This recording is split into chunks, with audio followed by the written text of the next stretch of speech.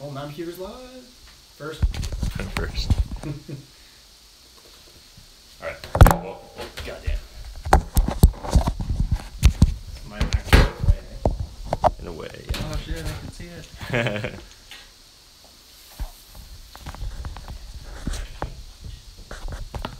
You delay though.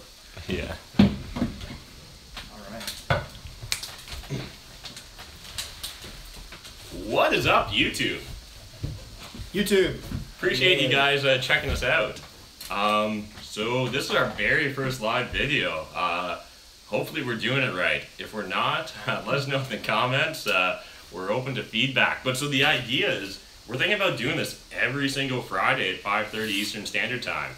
Oh God, like a job? Like a job. Like we're gonna have to punch in and punch out on this. So that's gonna be interesting. But at the same time, I think that there's some value here. Like we're thinking about essentially doing this as a ask us anything, like a Q&A every Friday. Real estate agent, real estate investor, anything. Personal finance, early retirement, like come at us, bro, with your questions. How to travel on a budget, whatever, anything. Send it to us. So we'll just let you guys start. I think it looks like 4 people are on right now, maybe. I appreciate every one of you. Adam, Jeff, my account, I assume Graham. I appreciate the 4 of us. Yeah. Exactly.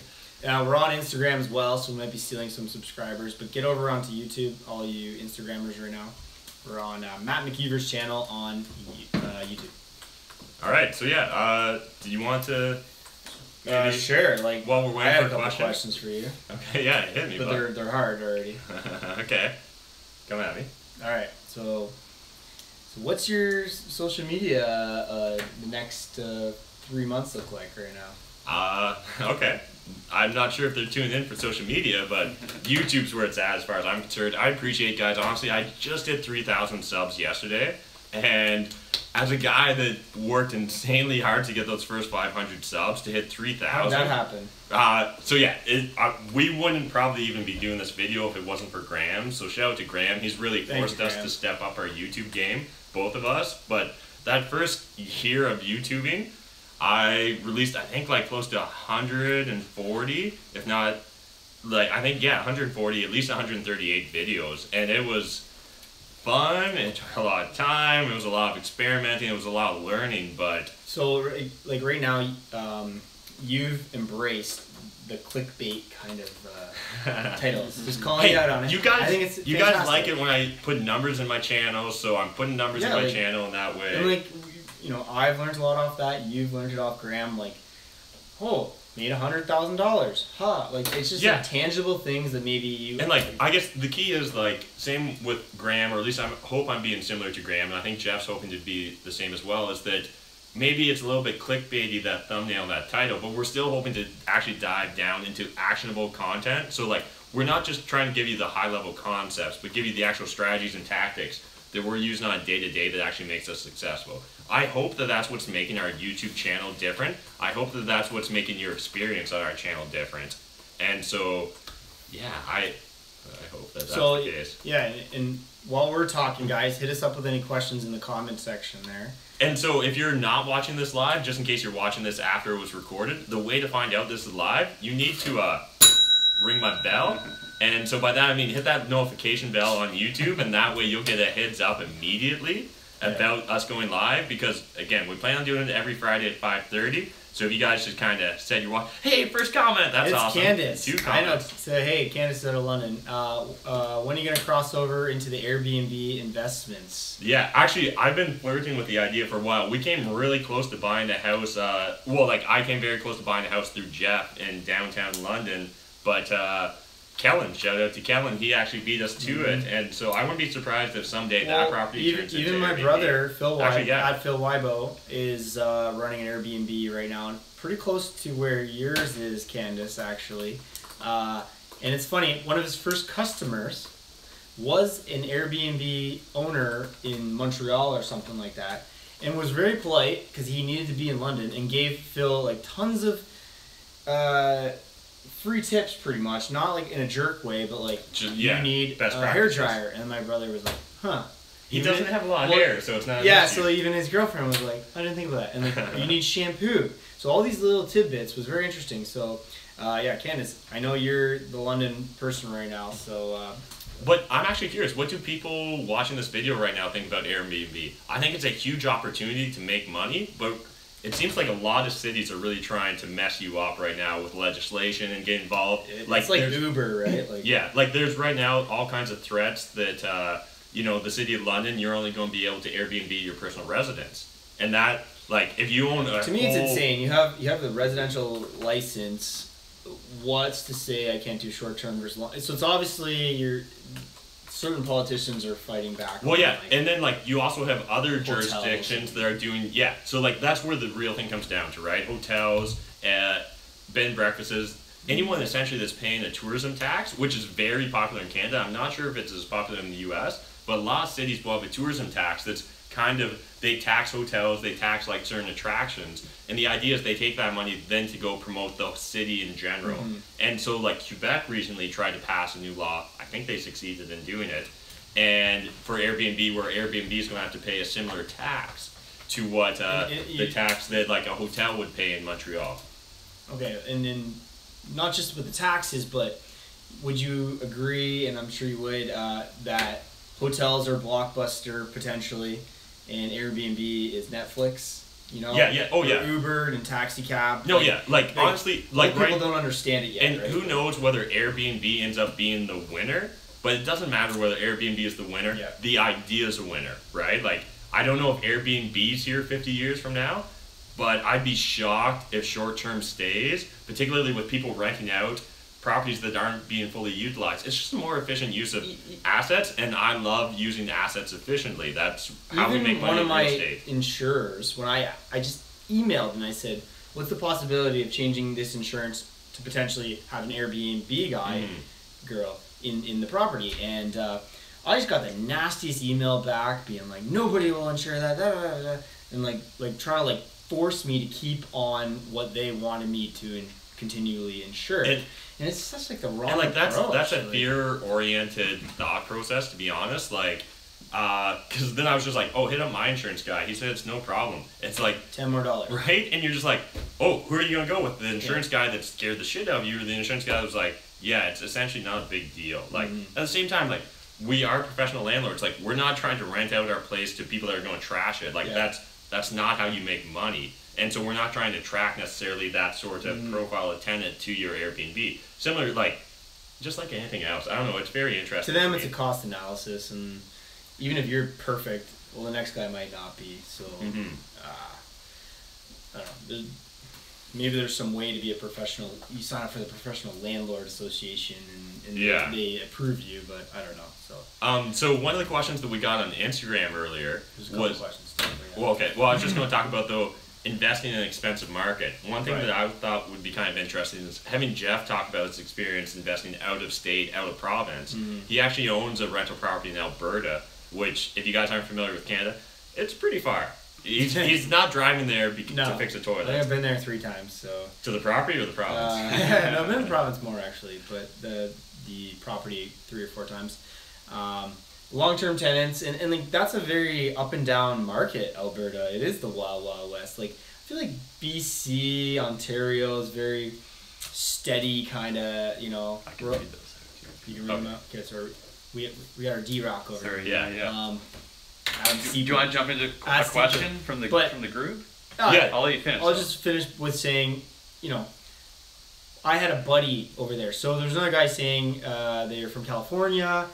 Maybe their buddy lives in Washington, or maybe they live in Vermont, whatever. But if that guy's an expert, well, maybe that's a guy you want to team up with. So that's something that happened to me early on in my investor career, where I had an expert, my buddy Sean Bruce Hayes, out in Calgary. I invested with him, and that felt comfortable at the time. So that's an easy way to not invest in your backyard if you team up with somebody who's the expert. And now with social media and stuff, maybe he's not your buddy per se, but you've been following him on social media maybe for the key is to have a deep relationship, I think, to be honest. The same way Graham would invest in you, and we've only really hung and the out same with way we'd Graham invest in him, right? for physically like 3 weeks maybe, but we've like with the internet now it's crazy. Like you can actually know somebody. Yeah, absolutely. Like way over. All right, so where in Alberta is the property? In Calgary. So if they're from Calgary, and I'll get back to them. I want to see their face, their emoji when they write it back. Okay, we've got a question from Collective Checkup. He's got 200K equity in his property. He's got 30K saved up in cash. What do you recommend as far as using equity for a down payment, HELOC, and will banks approve? Okay, so I'm going to assume that you're based out of Canada. So also, first of all, because I have a CPA license, this is not financial advice, blah, blah, blah, blah, all that. Don't sue me. I'm going to be pissed at you guys if you sue me. So with that, if I had $200,000 in equity, the first thing, find out whether that's accessible equity or not, right? Because you're usually only going to be able to borrow up to 80% loan to value. So I'm just going to use basic numbers here. So let's say you have $100 in equity. The bank's actually only going to loan to you 80% of that, so $80 in equity per $100 of property you own. So what that means is, like, you know, if you have $200,000 in equity, but that property is worth $2 million, you're actually not going to be able to access that at all. But I'm going to assume that you can access that full $200,000. So it really depends on, are you going to hit the ground running immediately, and do you know that you're going to be constantly investing that money, or do you want infrequent access to it, but access it whenever you want? If you know that like you're a hardcore real estate investor and you're going to plow all that $200,000 into real estate for the next 5 years, then I would consider refinancing, figure out what your break-in fees are. That's huge. And most people do not understand their break-in fees, so get a very clear answer from your bank before you decide to make a decision. They'll often try and kind of confuse you. It's a very frustrating process. But if you're not sure if you're going to go hardcore real estate, if you need that full $200,000 to plow in that case, I think a HELOC is very interesting. And in Canada, we have certain HELOCs that will actually grow as you pay down your mortgage. So what you could do, if you're going to go hardcore and you knew it, you refinance it at that 8% loan to value, and then you can get a HELOC that grows as you pay down the principal. So what it means is, like, this month you pay down, say, $1,000 in principal. That means next month your line of credit grows by $1,000, which means you can access that $1,000 and use it for another down payment, use it for renovations, use it for just operating costs. So in general, that's how I'd approach accessing that money. You just really need to figure out, are you 100% in? And if you're not 100% in, there's nothing wrong with that, right? Like, we're obviously hardcore real estate investors, but there's other ways to make money. I don't want people thinking real estate's the only way to reach wealth, because it's not, right? Even in your London on Fires, it's not just real estate, right? Your stocks, you're going over. So we have like a monthly meetup. It's been in the parks all summer. It's it's in the pubs in the winter, and like it's not just real estate. We're like trying to make money. And like the thing is too, a lot of people think to be a real estate investor, you have to be the guy buying real estate. There's a lot of ways to make money in real estate without being the real estate investor that buys real estate. You can become the hard money lender. Honestly, a lot of real estate investors I talk to, a lot of the guys in our circle, when they get closer to retirement, when they get closer to, like, say, maybe middle age or later, what they want to do is they want to sell off a portion of their portfolio, take that money and then start lending it out to the young, hungry guys that are out there flipping, out there burning and stuff. And they're able to lend it, like, often in Canada, at least in Ontario, this is a very standard practice where you have a 1% breakage or 1% setup fee, 1% per month interest fee, and a 1% breakage fee. So what that means is on a 12-month span, you're probably making about 14% if it's going to be a 12-month loan. If it's a 6-month loan, you're probably going to make about 8%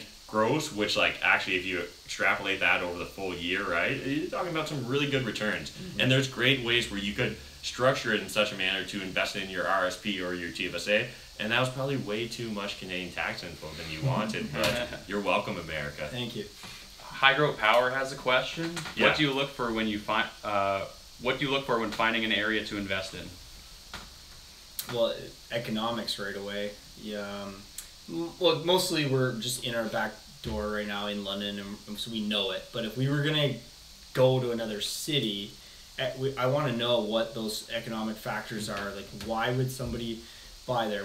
Who's going to rent from you there? Like, what does that guy go to? Where does he go to work to pay you the rental money to then for you to make the money on the property? How does he get there? Does he have to take the train, the bus? Does he have a car? So it's economics. It's real estate, but we're I don't know.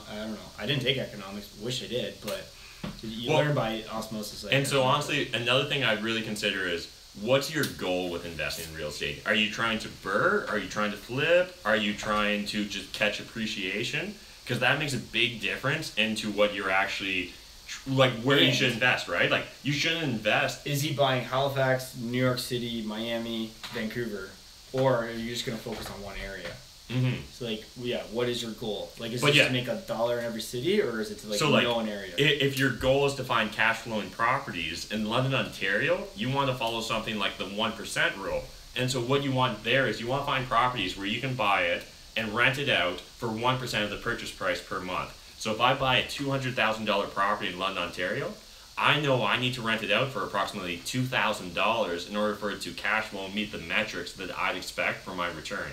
You really need to figure out, reverse engineer, what are you trying to do? What sort of return do you want? And then start looking at the markets that way. Now, again, there is a danger where where people get really focused on chasing returns, and that's where you can end up buying in war zones. So don't fool yourself either. You need to factor in vacancy, damage, and all those different costs. And those can add up, particularly if you're investing in a war zone neighborhood. All right, let's go down. Okay, cool. We got Chris Bess. He's asking a couple questions here. He's from Kitchener. He wants to connect with you, Jeff. He wants to know when he can come down to London to see some properties. And he's interested in looking at properties the same BRRRR method that Matt's implementing. And randomly interesting, also wanted to know when the next limo tour is. And that he thought that would be a good time for Chris to come down. Right, yeah, okay. Well, Chris, let us know anytime. We'll take you around. But we're going to be... So right now, we got some secret plans going on, and we're going to have a lot of good turnkey and potential BRRRR opportunities for all the investors out there. A lot of deals that are not on the MLS. So yeah, honestly, that's where it really comes down. Like, you can find great BRRRRing opportunities on the MLS. A recent deal I did that Jeff was the realtor on, it worked out really well from a BRRRR perspective. It'll be on my channel in the next month. It's actually probably one of the best BRRRRs I've ever done. You've teased the video already a little bit, right? Yeah, but I haven't really given much in details. Yeah. But so I forgot where I was going. Well, BRRRR. Okay, so for as far as trying to BRRRR property, I think Randomly Interesting really had the point there where we do a limo tour. So if you're not familiar with the limo tour, you can find videos on my YouTube channel to break it out for you. But the whole concept is at Jeff Wybo. Yeah. But the whole concept is Jeff rents a limo for about 20 to 25 of us to drive around the city. There is a fee associated with it. Oh yeah, it's right there. That's perfect. That was planned. Right? Scripted. Product placement. But so yeah, Wybo Limo Tours is where it's at, boys and girls. And so the idea there is Jeff literally rents a limo. We drive around, we visit usually 5 to 10 investment properties and really just kind of experience what's going on. And what's the most valuable part is, if you're new to investing in London, or if you're new to investing in the BRRRR investing strategy, there's 5-10 guys that are on the tour already that are doing it, that they're actively doing it. And the thing is, you can just kind of follow them around creepily during the limo tour and just see what they're looking at, right? Why do all the people that are currently property investors, why do they run to the basement? It's so weird, right? No one cares about the basement, but it turns out that's where the mechanicals of a property are. So that's huge. As well as you start to at least half the people on the limo tour usually are from London, Ontario. So they're very familiar with the market. And so when you're like, oh, this property seems like cash flows like crazy. And they're like, yeah, if you can get good tenants. And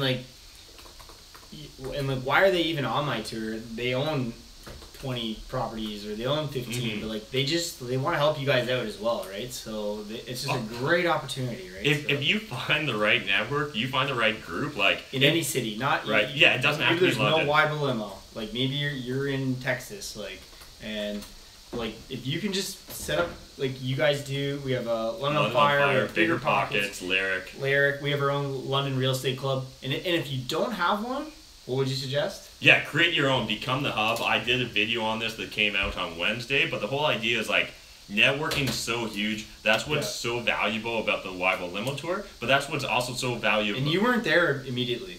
No, I hated networking. He freaking hated it. When I met him, it's a stupid game where you trade business cards. Why are we meeting here. Why is Jeff making me go to a fancy place? I hate Jeff fancy making places. me put on a collar? Right? Yeah. I'm a farmer. I just want to buy property. And it's like... I just want to grow my wealth. Yeah, and it turns out if you don't do the American Cycle business card thing like every 5 minutes, you can actually learn some stuff, and like you're gonna find out that like I do a lot of private deals now, and I'm only 2 years in as a realtor.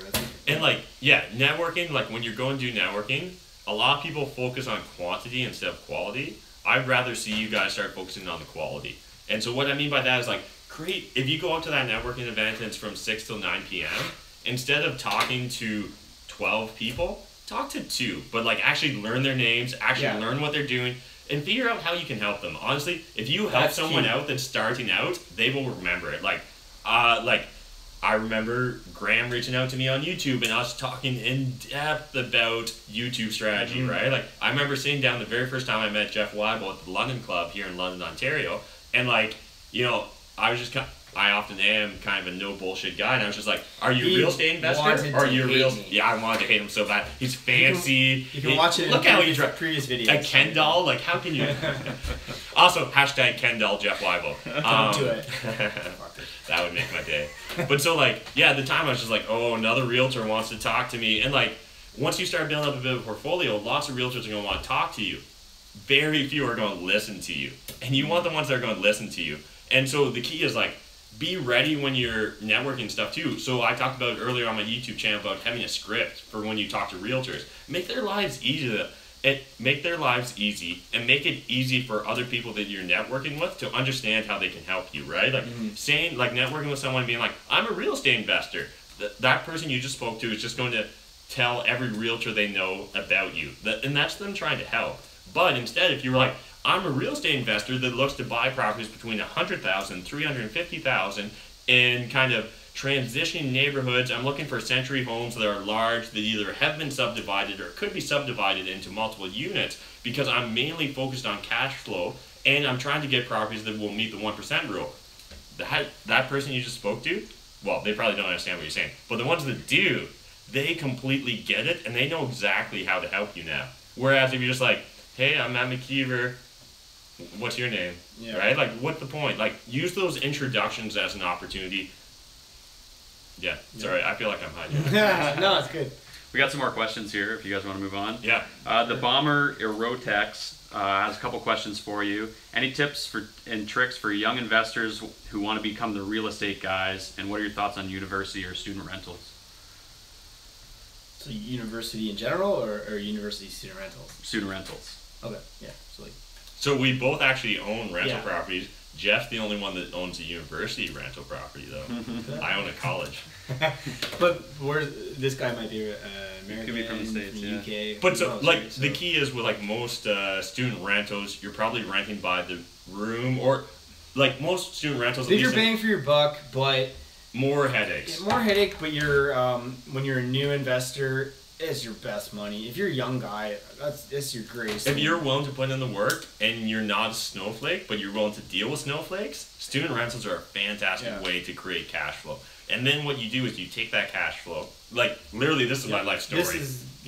Buy 3 student rentals, take that cash flow and start burn properties. So that's huge in and of itself. And I really think that student rentals are fantastic, because like I remember, again, I posted on my YouTube channel earlier, when I posted on the Canadian Money Forum saying I bought my very first student rental, and I talked my 2 buddies into doing it with me, the very first commenter told me that I should kick myself in the balls for doing it. And like, it's scary, and like, yes, you can have terrible experiences with student rentals, but overall, have you made or lost money on student rental, Jeff? Made.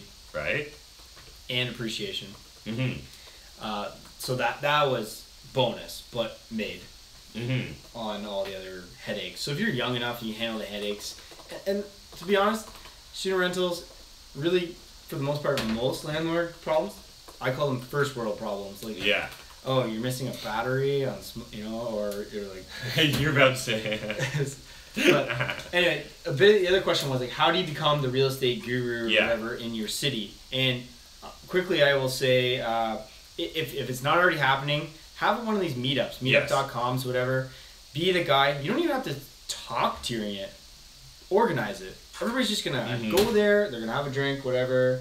be in the park, talk about it. You're the head guy, and just talk. And like, I'm starting this real estate group. I'm just learning, whatever. But then you're the guy that runs it every week. Eventually, you're just going to become the expert. Like, so for an example, I'm going to use Matt, not this Matt, the other Matt, who started the Bigger Pockets meetup group.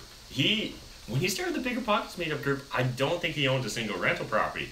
And yet, because he started the group, tons of people were like, look to him as, when's the next right? Bigger Pockets? So and they just naturally assume that you really know what you're doing. And that's not to say Matt doesn't, because as time's grown, he's bought his first rental property, he did his first flip, and he's doing all that. But you can grow with it. Like, people, you don't have to be an expert to start creating a community. Because there's a few guys, even like, so like Jason in our network has reached out to me, and even his girlfriend Heather has said, where was this when we were buying 10 years ago? Because it was just us. We were buying student rental. Then we bought the next student rental. We had no one to talk to. We went out for dinner. We were just like, we own student rentals. And our friends had jobs or whatever, right? And now, like, look at even what we've done in the last 2 years in London. Yeah. Where did you go previously? And where did I go? Yeah, no, you were a lone wolf. You're a lone and, wolf. like, you can survive and you can even thrive as a lone wolf. But I honestly think it's way more difficult without a network. And so if there's not a network that exists already for landlords, and so like the way to find that is search Facebook, search Reddit, search Bigger Pockets, especially. If you're not on Bigger Pockets, I honestly don't think you're trying at real estate. That's that simple. Honestly, I should take Bigger Pockets more seriously than even I do, because it's literally the best website, podcast, and forum for real estate investors. Challenge Except me. for the cash flow to go show. Yeah, here, we'll get there. We're coming for you, Bigger Pockets. But right now, they are the best. And if you're aware of a better resource, let us know in the comment section, because I truly believe it. And yeah. All right, what do you got? I got a couple more questions here. Will Knight wants to know, he's looking to get into some residential rental properties. He wants to know, is it better just to save up and pay for a property altogether? Or would you leverage mortgages and stuff? What kind of strategy? Oh, so like if the question is whether to buy cash or whether to use leverage, if Jeff doesn't mind me hijacking this, take it. So the whole concept behind real estate for most of us, honestly, is the power of leverage. And so the idea there is that we can control an asset that's worth a lot more than we otherwise could control. But the reason we can control it is through leverage. So in Canada, you're usually going to be talking about an 80% loan to value, which means you need to put 20% down. But what that means is I can take $200,000 and control $1 million asset. Usually your return on $1 million asset should by far exceed what you can control of a $200,000 asset and what that's going to produce in income. I mean, like, once you really start to understand the power of leverage, and it takes a while. I originally, I'm a CPA, CA by trade, and so we have a very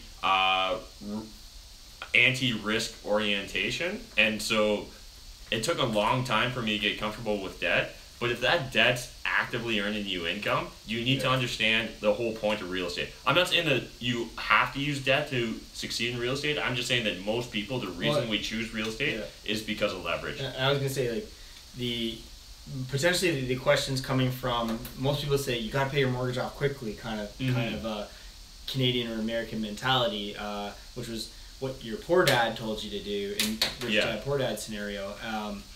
But we would rather pay our mortgages off in 30, 35 years. And particularly 40 years. Particularly an investment mortgage. It's slightly different if it's your personal if you're residence. just listening to your guy at work who just owns his house, and the guy's like, I just got a 20K bonus and I threw that into my house. I'm gonna pay that off in 6 months quicker and 20 years from now. You're like, cool, I could have took that 20 grand and I could have bought another property or whatever. And so maybe that's some of the advice you're getting. So I know you hijacked that, but really, really, when someone's giving you advice, think about the source of that advice. Are they doing what you want to do? And if they're not doing what you want to do, you just need to really kind of take it with a grain of salt, in my opinion, because, there's going to be tons of people that tell you it's a bad idea. Oh, for sure. Like, so many scenarios. It doesn't even have to be real estate. It could be anything. Everybody's going to be devil's advocate on everything, right? So, hey. Know your numbers. Did you work today?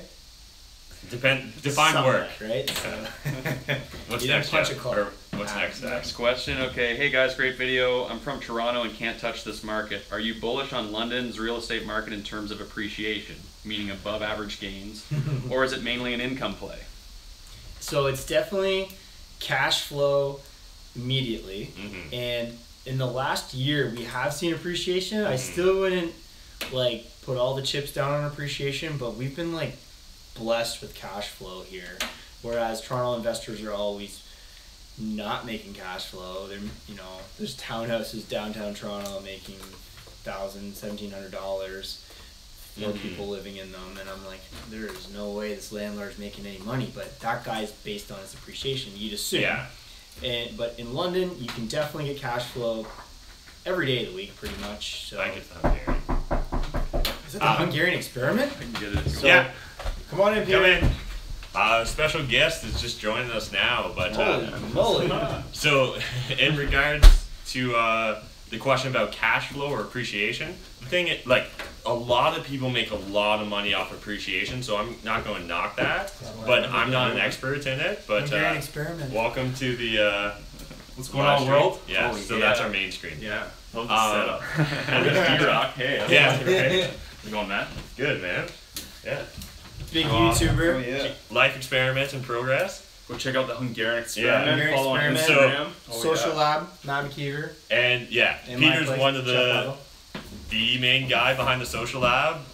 So yeah, definitely if you guys have kind of seen or maybe sort of heard You'll about have it, this. check it out. You'll have this later in the content. Yeah. I'll put Comment links section. to all that. Yeah. Yeah. I'll have to figure that out. This is my first YouTube live, so we're coming a break. Yeah. I think you just recently did your first YouTube live. Yeah, right? it was actually pretty interesting. I'm really enjoying this live aspect to YouTube. And like just Well, being I'm able loving to the interact, questions, right? guys. It's been Yeah. fantastic. It's constant people just like filing in. I was in there in the comment section for a little bit. Oh, nice. Yeah, so I thought I'd drop by. This I is saw you, amazing I though. saw Oh you. yeah. Hashtag yeah. Wybo limo. Drop Yeah. this off here What do you- for you. Thanks, man. What do you got? James Franco, I only assume it's the James Franco, wants to know your opinion on infill properties in Calgary. Oh wow, that's Jeff might know a little bit about this. I'd I'm have not to sure. phone a friend. Yeah. Hey Sean. Wait, I'm on the. I'm gonna step out here for a second. Yeah. Just watch you guys. So like I can't. maybe talk in general towards infill. So like I think right now, at least, I'm not going to say that for the next 50 years there's a trend towards it, but right now urbanization seems very popular, right? Of people want to live in a vibrant community, and so I think infill I is think often infill the can great. change an entire neighborhood. Dude. Yes, absolutely. Like maybe not the first, maybe not the second, but like you keep plugging away at it. Maybe you even as a real estate investor can change an entire neighborhood by continuing to infill. And it depends on what sort of infill project you're talking about. But so again, London, Ontario is what we know, so I'm going to use that as an example, as a springboard, and you can tell us whether Calgary looks like this. But so in London, what we had was some infill projects around Kipps Lane by Medallion. That area changed drastically. Yeah. Then what we had happened was Medallion did some infill projects in the Old East Village. And that drastically changed the profile of the average tenant in that area. It's drastically changed just the Old East Village in general. And we have approval for Medallion now to do infill at the Old Victoria Hospital, which is in Soho in London, Ontario. And prediction, the mayor's it bullish drastically on it, changes right? the Like, area. So, yes, good. I know if you're still watching in Calgary Forest Lawn, from what the last time I checked, there's a lot of infills going in there, and that's an area that like I'm bullish on. And most Calgary people would be like, "Oh my God, you're investing in Forest Lawn," and like even in London, we get that here a lot in our areas where people will be like, I grew up in Byron and we were never allowed over east of Adelaide. Now we're so bullish on the Old East Village and all that. And so, like, think about who's telling you not to go into that neighborhood. Who's telling you not to do infill? Is it a real estate investor, or is it your mom or your grandpa who just has a stigma, but like all they've ever done is maybe own their own home or only rent it? And quickly for the infill, negatively, Old North here in London. If you do an infill and it's modern and it looks like California beautiful property, you're pissing off the Victorian home properties. So you gotta be kind of careful with weighing that out a bit.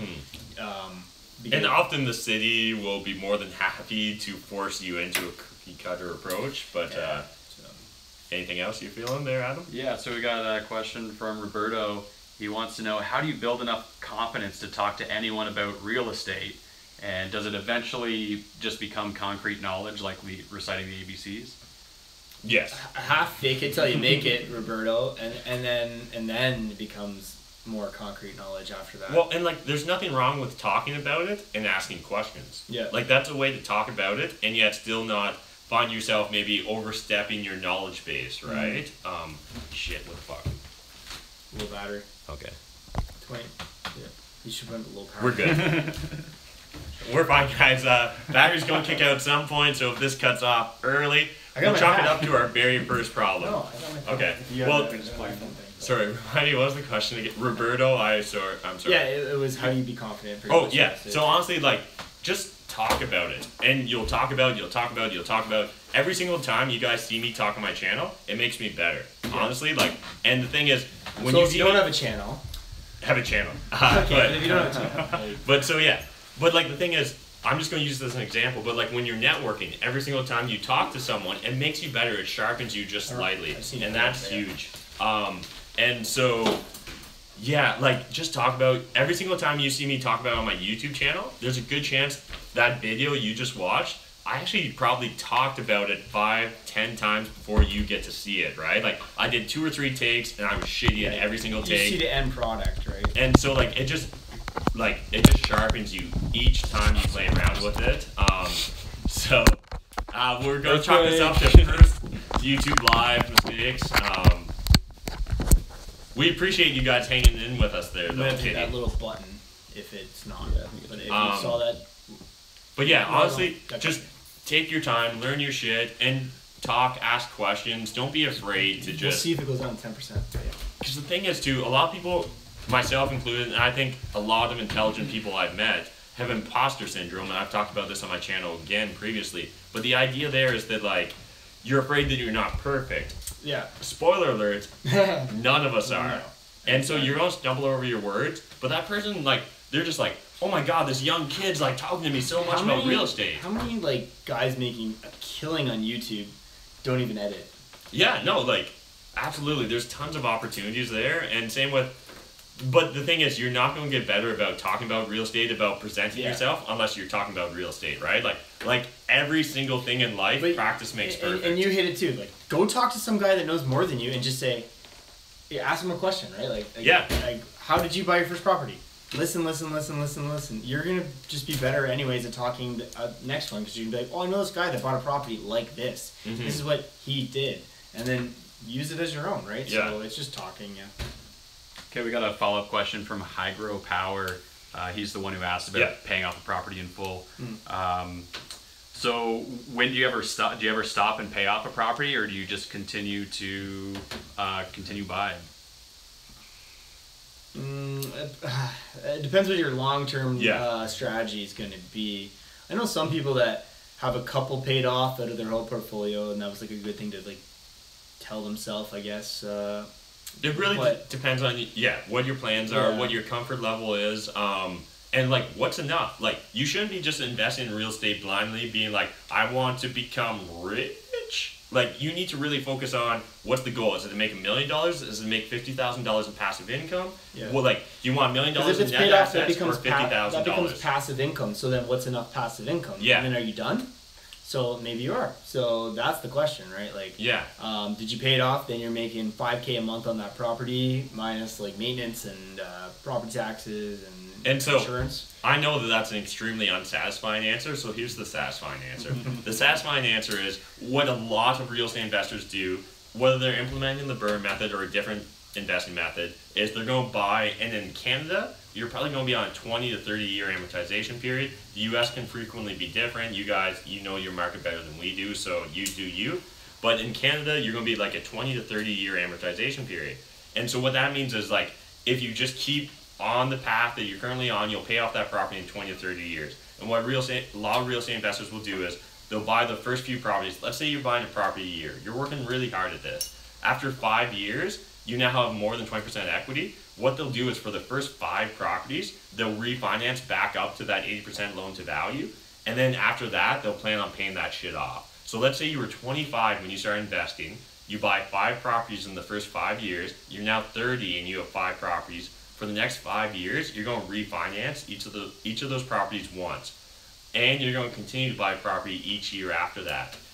But every property after the age of 30 is going to be on a 20 to 30 amortization. And by the time you hit 60, those properties are going to be paid off. Like, that's kind of the goal. That's what a lot of people focus on. Because what happens is, once you pay off 1 or 2 of those properties, you start having what a lot of real estate investors consider or call like a cascading waterfall effect. So what happens is, you're no longer paying off, like, let's say you're paying off $1,000 a month on property number 1. All of a sudden, once that's paid off, you got another $1,000 a month now.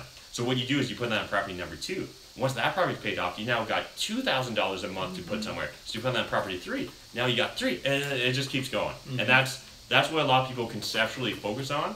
Now, how many people actually successfully execute on it? It's a lot less than the ones that think about it.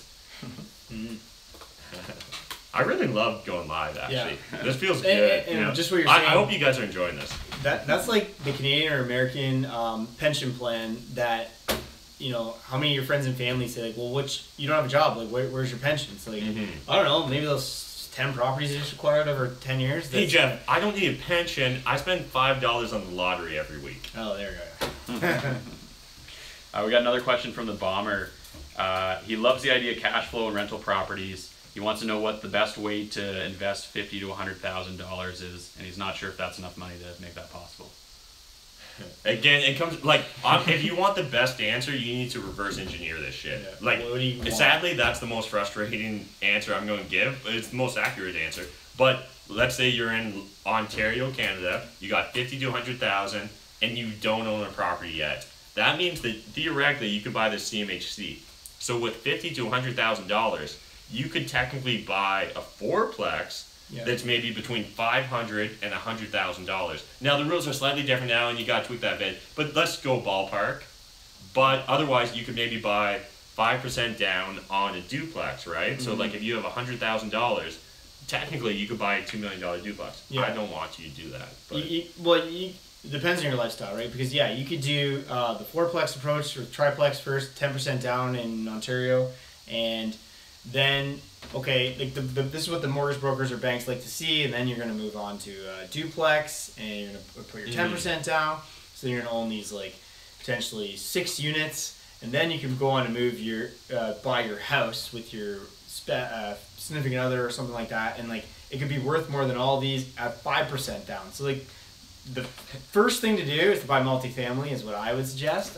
I'm not trying to be rude, but 99% of people didn't understand that. So rewatch what he just did. Don't do it live. Okay. I don't want you refreshing. I want the viewers, but like rewatch this video later, because that was like a knowledge bomb that it takes a lot of people 5 years to understand. Yeah. And honestly, it's all experience, and the only way you're going to get it is through hard work and just doing it, or networking. Yeah. So choose hard work or networking. Those are the 2 ways you're going to learn lessons. Cool. We got Adam. We got a question about ARV. Oh, okay. So, after repair value, love it. How do you determine ARV accurately? Yeah, right. Appraisals are terrible. And then also, is there a book or something you can recommend on the psychology? Just for newbies. This is worth this. No, yeah, honestly, So, like, without extreme knowledge of your market, ARV is so difficult, guys. Honestly, like, I don't want to sugarcoat this. Like, you're just going to have to become an expert. But so how can you become an expert? Like, that's the next question. What you do is you get an amazing realtor, and he's going to give you access. You're going to be like, hey, I need to know what the average property sells for in this neighborhood. And he's going to give you a report that shows maybe 50 to 100 properties and what they sold for in the last 6 months. And then you're just going to have to go through and figure out, was that duplex, was that fourplex, was that a live-in, was that not? And like, you're just going to have to aggregate all that information, get as much information as possible. It's going to allow you to make the best decision. And then just pay attention to what properties are being listed for. And one huge tip I have for people that I don't think enough of us, myself included for the first 5 years, didn't take advantage of. When an appraiser comes out to your property, talk to them, network with them, learn from them. They're the dudes that are telling you what your ARV is. Psychology. Like, you need to psychologically like talk to these people, and then when they're going to write their report, they're gonna be like, Matt was such a great guy. Like, yeah, it's worth 500. You know, like, that happens in real estate. I'm sorry to say. Thank God this is live. Hopefully nobody's rewatching this, but I don't think he understands how YouTube works, guys. it's there forever. Shit.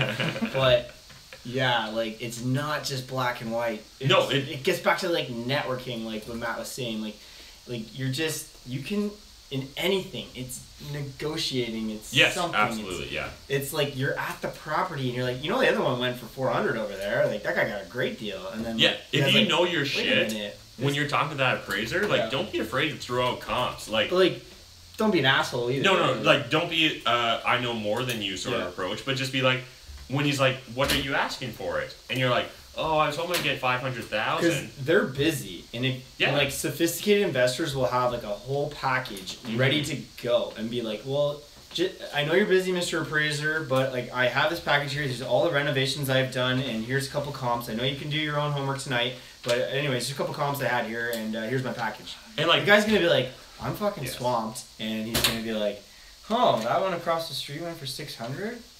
I didn't even see that on my system. Like, you never even know, right? Like, and again, I talked about this on my networking video, but make people's lives easy. At the end of the day, that appraiser, that banker, they're still a 9-to-5er, right? Like, they're punching in, they're punching out. If you make their job easy, or if you hit them with so many comps they can't argue with you, like if there's like, man, this guy had 5 great comps justifying the price he's asking, then all of a sudden what ends up happening is like, there's like, I don't want to get in trouble with my job if he argues against me because I didn't give him the appraisal he wants. Like, just really structure things in a manner where you're setting yourself up for success. Like, honestly, that's anything. If you have that appraiser coming through and you haven't walked through the property before the appraiser shows up, you're setting yourself up for failure. Who knows? Like, maybe the tenant's cat just, like, or how many times have you had issues with appraisers? We've had one where, like, there was animal feces on the ground, which is not a big deal. That's not to real estate investors were like, well, whatever. Like we go to,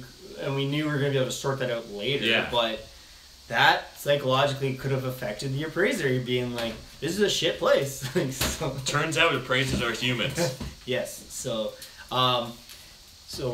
the answer would be like study psychology a bit too, and like be able to use it to your advantage. Right? And like the psychology and stuff, that's kind of next level shit. Yeah. The basic, it's just learn your market, learn the comps. But yeah. And then ARV too, like you can do marble countertops in a bad neighborhood, or like so many like little things you gotta kind of like. Because remember this one people we walked through and they were like, "You think you can get this price?" He's like, "I don't care what the comps say. I just do good things. Yes. And I'm gonna get the best." And it's like, okay, good luck to you. So and like we've seen the same house. I'm gonna have a video coming out in the next sometime on it, where we've seen the same house sold 3 times now, where it was sold as a fixer-upper, then someone bought it, flipped it, then a flipper bought it and flipped it again, and you're like, what was the ARV on that potential property? Yeah. It depends how much work you put in it. It depends whether you did good work or bad work, right? Painting and so like the ARV on that property was either 80,000, 120,000, or 220,000. The exact same house in under a year. You tell me what the ARV is, right? And, okay, the answer is complicated, but marketing would have a great deal to do with that, right? Yes, like, what if, psychology, psychology and marketing. Like, what if we could market that to be, like, the greatest property on the street when it's not, but somebody buys it because you marketed it properly? So, I guess that comes down to your realtor. Is he just putting a sign on the lawn, or is he, like, going above and beyond? Does he look like a Ken doll? It matters. That shit's psychology. You put hashtag Ken doll, I'm unsubscribing to your YouTube channel. I'm glad I didn't click in. Jonathan wanted to know any tips for young people. So he's 16-year-olds. For real estate in general? I assume it must be real estate adjacent. One thing I could magnets, but Early Retirement Extreme. This book changed my life, and I guarantee if you read it and understand it, it'll change your life. Peter? Yeah, 100%. And I'm actually going to use that as my... you guys are just joining in. Hungarian experiment. This book honestly changed my whole mind on like frugality and how to, not even just with money, but with life. So it's definitely a great book. And amazing it's like, base. Right? Like, what's enough? What's your needs? What's your wants? Like, this, it's all covered here, guys. our society's geared to just like get more, be more, do more, and like we think that's what marketing makes us happy. Yeah, we think that's what's gonna achieve Yeah. happiness for us. And this book kind of like made me see that there's other sides to what you get like happiness out of life. But I can't stay too long. This was amazing. I love watching all this going on right now. Thanks, This is man. perfect. But got to get ready for pregame Yeah. at Palisade tonight with the social lab. So make sure you guys go check out We'll the probably be social lab. live later Yeah. on Oh, another yeah. social media at Palisade in London, Ontario. But so like otherwise, You guys are killing it. I gotta get out of here. See you, buddy. Have a great one. See ya. see you, man. See you, see you, Adam. Come So on, we got a lot of viewers. do it. 19 and- people. Oh, Okay. 19, that's good. That actually, Yeah. thank you for the ego boost. I appreciate that, guys. Keep going. But so otherwise, I'm getting a drink. yeah, it's in the fridge. How long do you guys want to go for? How long have we been going? We're Well, 50 ask the minutes. subscribers if they want. Yeah, us to do you shut guys up. want us to keep going? Are you happy right now? If you want us to keep going, tell us in the comments because we'll definitely do it. But otherwise, what other suggestions do I have for someone that's really young? This is so Gary Vee, but just remember, you are super young right now. You have all the time in the world. So don't be afraid to experiment. Don't be afraid to try things. And also, like, if you honestly are an entrepreneur, if you're honestly thinking long term, you'll succeed. I think that it's honestly as simple as that. So like, it may take 5 tries, it may take 10 tries, but nothing teaches like failure. And so the way to succeed is through failure.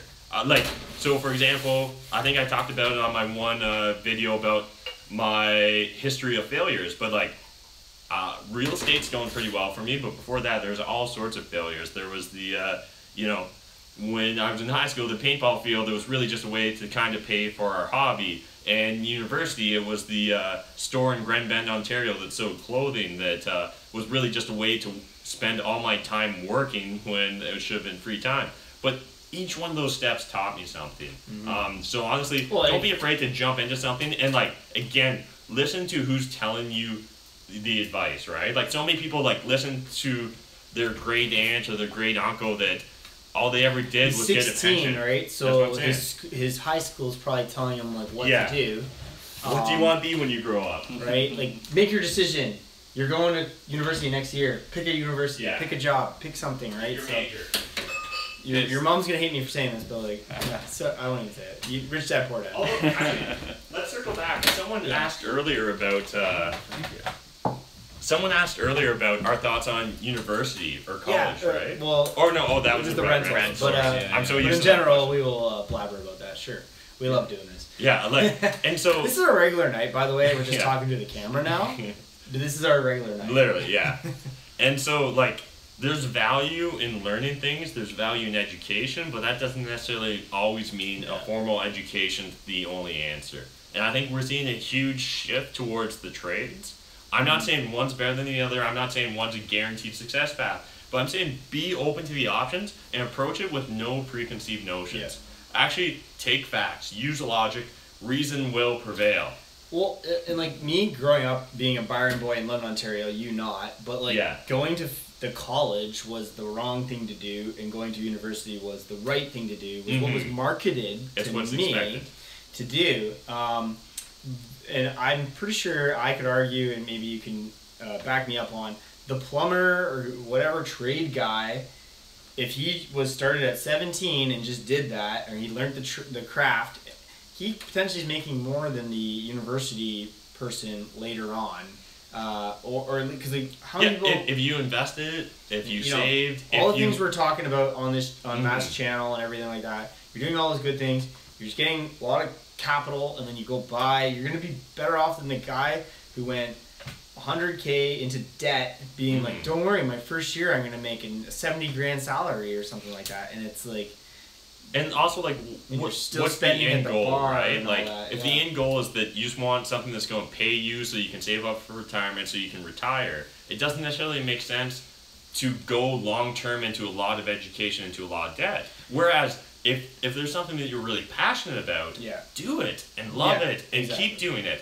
But if you're literally just like, no, my passions... I know guys that are, they have to go to school because, like, the parents just, like, tell them to, like, it's like you have to. I don't want to say like ethnicity, but like that happens sometimes, right? And I talk to them like because they're my buddies, and they're like, the parents expect me this. I am not good because You know? It's tough. It's a balance. You need to honestly figure it out for yourself. But really think about it. At the end of the day, you're the only one living your life. Look at the boiler room. He's making money in the poker, but his dad hated him because he wasn't a lawyer, right? Or a judge, right?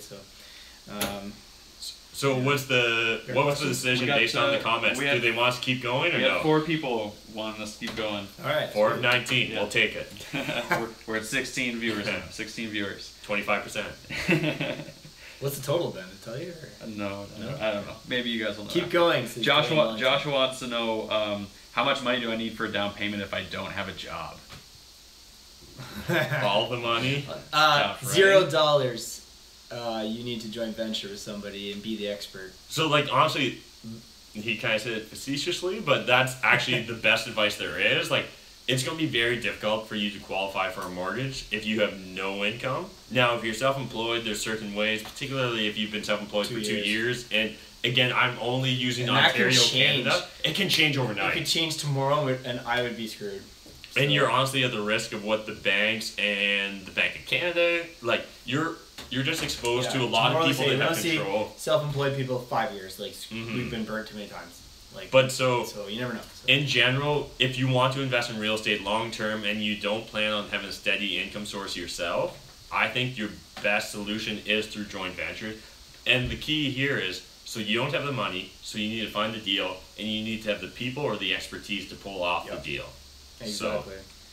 So, and like, I went off Instagram, but like, yeah, that's the quickest way to grow with no money. So, and the challenging part's going to be you don't have the portfolio potentially to back it, but you need to get that first property to proof of concept. It's so difficult if you want to get into real estate investing with other people's money without proof of concept. So it could come from your parents or from family members. That I'm assuming that's like most people's or the buddy you've known since kindergarten. You guys are blood brothers. Maybe and that's you're the financial guy and he's just the guy who has money. And so both don't have properties, and we've seen it actually. I don't want to name names, but like the Chatham boys, they right, and and everything's going good, and they're both making money. So like one guy read every single book there is, and he convinced his buddy who had the money and the job to be the mortgage. So there you go. And so just one last building block off of that, as far as like finding a joint venture partner. So obviously, in this case, if you're not earning income, you probably want a joint venture partner that's got decent income. And so, like, why would they want to join with you? Like, they could read those books too. But the key is, they're probably too busy at the day job, at the grind, at becoming a doctor or lawyer, an accountant, whatever their trade is, that they're not going to spend the time because they're also growing their family, or they're doing whatever, or they're hardcore into this sport or this activity or this pastime. And so that's where you, as a young, hungry grinder, as a hustler, you can really take advantage and build off of that, because you're the one that's going to be in the trenches. You're the one that's going to do the work. Cool. We got another question from Chris Bass. He wants to know, what do you guys think about real estate investing in Woodstock? Good question. That's an interesting town. So there's the Toyota plant, right? Obviously Kitchener, Cambridge, Waterloo are buying. Those people potentially are buying there because they have to get to their job in Kitchener. I don't know too many people buying in Woodstock that drive into. That's not true. They work a job in London, but it's more like a good job in London. I think they could still save dollars if they were buying in like Thamesford or Ingersoll or something like that. But strictly as a tenant wise, they're not. Like, the person in Woodstock is just going to the Kelseys or the. It depends, honestly. Like, I would argue. I think appreciation is amazing. Yeah, I'd say I'm overall bullish on Woodstock, the same way I'm bullish on a lot of things along the 401 corridor that's I call it a river. Past the KW, right? Like, once you go past KW, anything on the 401 corridor, I think has a lot of potential right now. I feel like they don't know anything past that. So it's like a very good opportunity for all of us west of it. I don't know why. Well, maybe that's just a feeling, but it's like... No, absolutely. Like, you're a Toronto guy, you're like, oh, it's over there. Yeah, I talked about this on my private deals video, but like information asymmetry, at the end of the day, That's how we make money. I don't care how you're making money. Yeah. You're making money off of information asymmetry. If it wasn't for that information asymmetry, you would go out and build your own Big Mac, right? Yeah. And it would cost you less. If it wasn't for that information asymmetry, you would do this, that, or the other.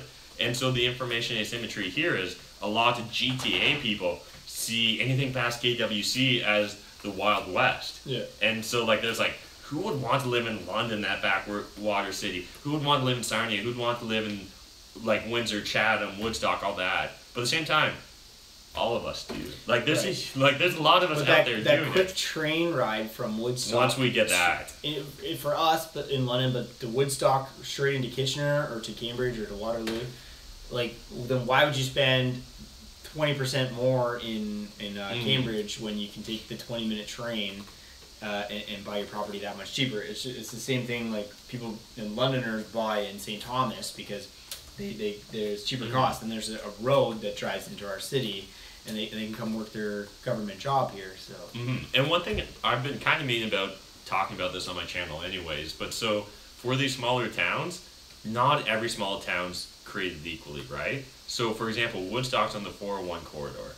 It's highly likely that's going to continue to be one of the busiest corridors, not just in Ontario, not just Canada, but in North America, right? Like, there's a reason why the 401 corridor is as popular and so well known as it is. yeah, Because there's probably a better ton, than Stratford, right? right? No, and so that's the exact point though, right? Like Stratford's not significantly different from a standpoint. Now, if Stratford gets the GO train from KWC, that changes things again because now it's Which on gets that back to corridor, transportation. yeah. So. And so you just really need to focus on like the fundamentals of the market. Yeah. Personally, I like Woodstock. Yeah. If we found like some 20-plex there, we would look at it very seriously, right? So You know, we have friends that are constantly Yes. investing in Woodstock in the outlying areas, and they're making great money doing it. So there's nothing wrong with investing in Woodstock. So even like psychologically, if you're driving home from Toronto, you're not going all the way to Chatham, inside joke. yeah, inside joke. And you hit Woodstock. Shout out Kellen. You hit Woodstock, you're like, I'm home. Even if you're going to London. No, yeah. That's what I feel. When I'm coming from Toronto, I'm on the 403, and I hit Woodstock, I'm like, oh, I'm practically home. It's still another 30 minutes, 40 minutes, something like that. It takes a bit, yeah. But like psychologically, I'm like, oh, I'm in London. So And like, it's interesting to think about that, right? Like it's proximity too, right? To Toronto, to London. Like it's a good stepping stone. You can live in Woodstock and go. Okay, next. All right, next. How much cash does one need to start investing in real estate? A similar question to before, well, kind of, right? so okay, this is the answer you want. You need $1. That's the answer you want. Yeah, you're going to make an offer on a property. It's going to be assignable. You're going to put $1 deposit down. You're going to lock that property down. And then you're going to go and you're going to wholesale that to someone. And you're going to make 10, 20, 30,000, maybe 100,000, maybe $1 million. That's the answer you wanted. But realistically, you're going to have to be such an expert to pull that shit off. Like, such an expert. You're going to have to be better than me. Yeah. If you're better than me, you can do it with $1. But realistically, you're either going to need your money or someone else's money. So technically, you can do this without your own money, but why is that person giving you their money if you're not an expert, right? Like, it's hard, honestly, like, real talk here, guys, it's tough enough for guys like me and Jeff to get other people to give us their money, because at the end of the day, those people worked really hard for that money, right? And so, like, they don't give it away easily. And so you need to build a track record. So you technically, you need nothing or $1 to pull this shit off, but realistically, you're either going to need expertise, skills, or money. Yeah. So it's going to be a 5% down, a 10% down, hopefully an owner occupied in Canada for your first couple, and then it's where's the 20%. Yeah. So you're finding it or you're investing. And so when we're constantly talking about the 5% or 10% down in Canada, what we're referring to is an insured mortgage. And so in Canada, you're allowed to buy a property, a couple of properties. It depends who you talk to be honestly, and what day of the week it is, and what year it is. But you can buy a few properties usually as principal residences if you structure it right, and if you follow the right set of criteria, and you have the right intentions. And in that case, you can put 5 to 10% down, 5% down on a single family or a duplex, 10% down on a triplex or a fourplex. After that, though, you're going to get maxed out. You might get maxed out after one property if you don't structure it right. You might get maxed out 2 or 3. But realistically, by the 4th or 5th property, you're going to have to put 20% down. So I hope that answers the question. I think I covered the full spectrum. Yeah, we're at But- 24 views. Yeah. You upped it by 5. This feels good, guys. I don't know. I could do this Okay. all day. Oh, that's it. You need a bathroom break? We're 1 hour in now. We've got some more Nice. questions here. Thank you. Who's been here for a full hour? Yeah, if you've Let's been here, know. let us know. Like, shout out. Matt's gonna send you a cash flow to go hat. Sweet. Hook me up, Brims. New brims on Instagram. Follow our boy. Are you guys following my channel on YouTube at Jeff Wybo and on Instagram? And also, let us know, how did you find out about this? Was it a notification? Did you see Jeff's Instagram? Did you just stumble upon us on the YouTube algorithm? We'd love to know. And let's talk about, we were going to be, just throw some pens around. Throwing pens. Cash Flow to Go show. So originally Matt and I filmed a show. And it was like very, like a variety show. We talked Yeah. about, like so far, like no real, your channel is mostly investors, but like Yeah. it'd be cool if any realtors even chimed in and asked me some realtor questions, because I can answer those as well. But we're gonna have realtor tips. We're gonna have tips for investors and everything. We just didn't feel that was like kind of right. So we do have an Instagram, Cash Flow to Go. But basically, what we're saying is we decided let's just do the show live, because we tried to like turn it into just- like yeah, this, like 15-minute like variety show where we were just like, hey Matt, how was today? Blah blah blah, and then like It just maybe felt you fake. guys would have responded, but like I hope you guys are getting better. Like anything, value. Like Yeah. why would we do this if you guys weren't getting value? And it's Like, literally, this is a one value of Matt proposition. McKeever's favorite words is like, I do love did this value. provide value? And go back on every one of his videos, and he's not saying value or like so, and then like writing on the board. Then I don't know what's, but you even wrote on the board tonight. Yeah. So give us a board question. No. I got a question here. What books do you guys recommend for new people who want to have a solid knowledge base of real estate investing? Investing. No, get that. Like, for both of us, honestly, and we talked about while we were on Graham's channel, Rich Dad, Poor Dad was literally the gateway drug for both of us. Yeah, that gives you like, It's fluffy. yeah, you get done that and you're like, oh, I'm so ready to go, and then you don't know where to go. Yeah. Which is most You're like, motivational I'm going to books. become rich. Yeah. I want to get rich in real estate. I just read Rich Dad, Poor Dad. Yeah, like it's such a stepping stone. You should read it. Like you can read it in a Yeah. day. If you haven't read a single book about real Yeah. estate, read Rich Dad, Poor Dad. Once you read it, you're going to be like, okay, I have to do real estate now. Now, how do I do real estate? Yeah.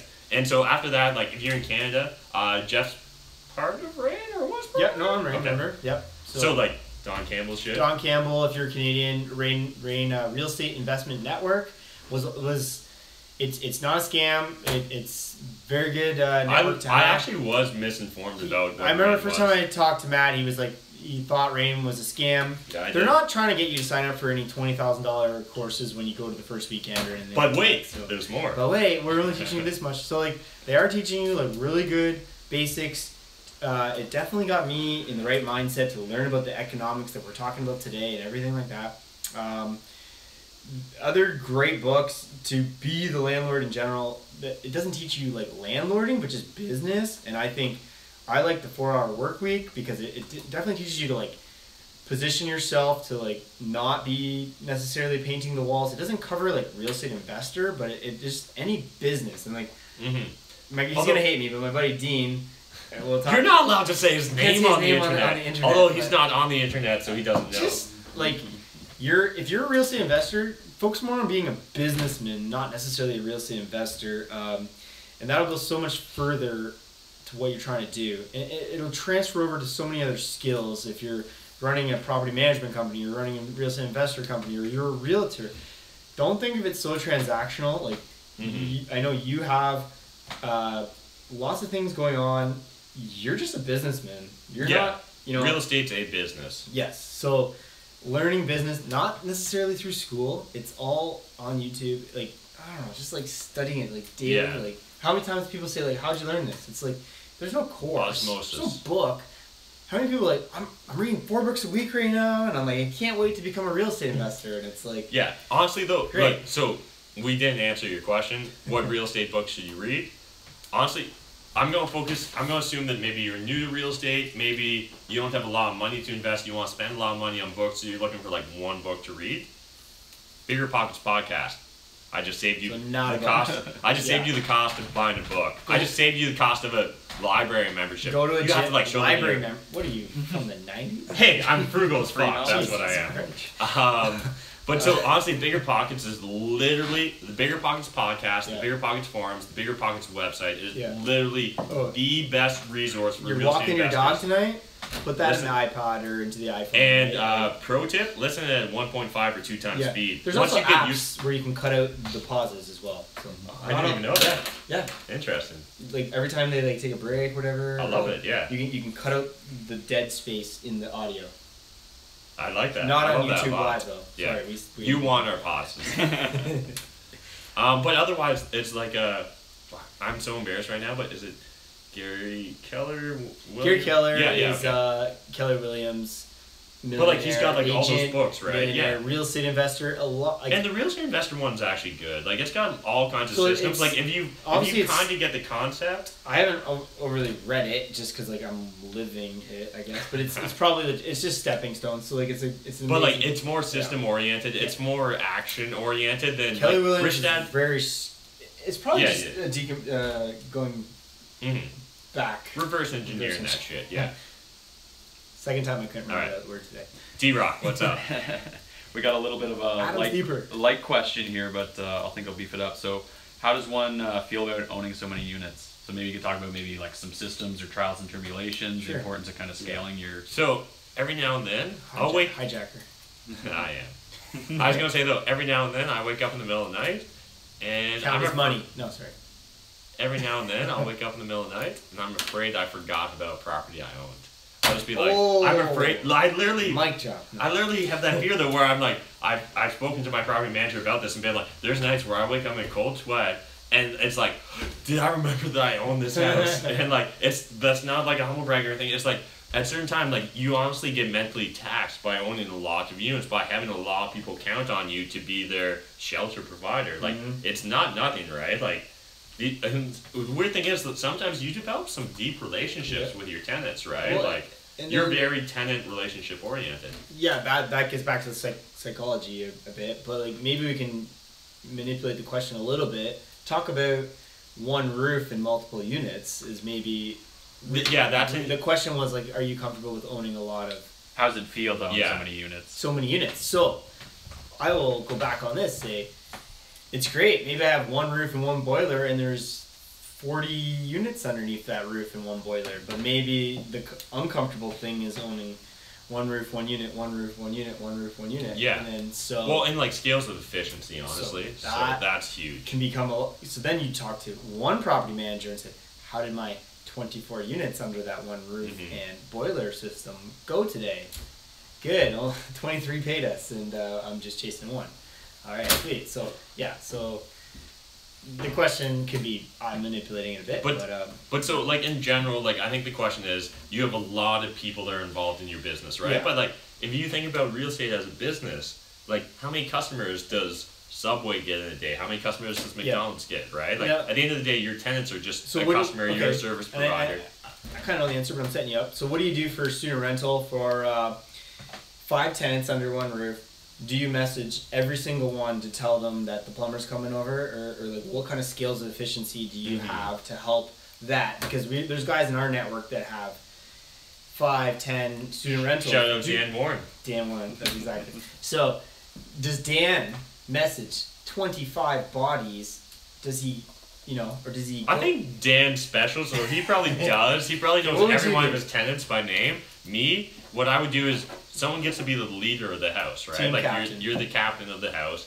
I'm gonna go through you, and then if there ends up being an issue and someone else wants to be co-team captain, then we'll like text both of you. But at the same time, honestly, like especially for student rentals, so for student rentals, like my tenants are millennials or younger. I'm not sure what's after millennials, but so anyways, none of them want to talk on the phone, like at all. And like obviously that's like just a stereotype, that's just anecdotal experience, but frequently what happens is really there's like one person, like that's the person that decided like me and my 4 friends are going to go rent a house. Yep. And that's the person that you want to deal with, and that's the person the other 4 people want to deal with too. Absolutely. So again, you're just kind of adapting to what that person's expectations, what your customer wants, right? Like you're still a service provider. If they're happy with you having a team captain at the house and you only go through that team captain, then only go through the team captain. If each individual person wants to be an individual and they want contacted, you do what they want, right? But usually you want to try and you want to make your life, your business as efficient as possible. Write this down if you're in student rentals. What I do is a quick video tour of the property, and then when they message me and they say, "Hey Jeff, can I see the place at Tuesday at 6:30?"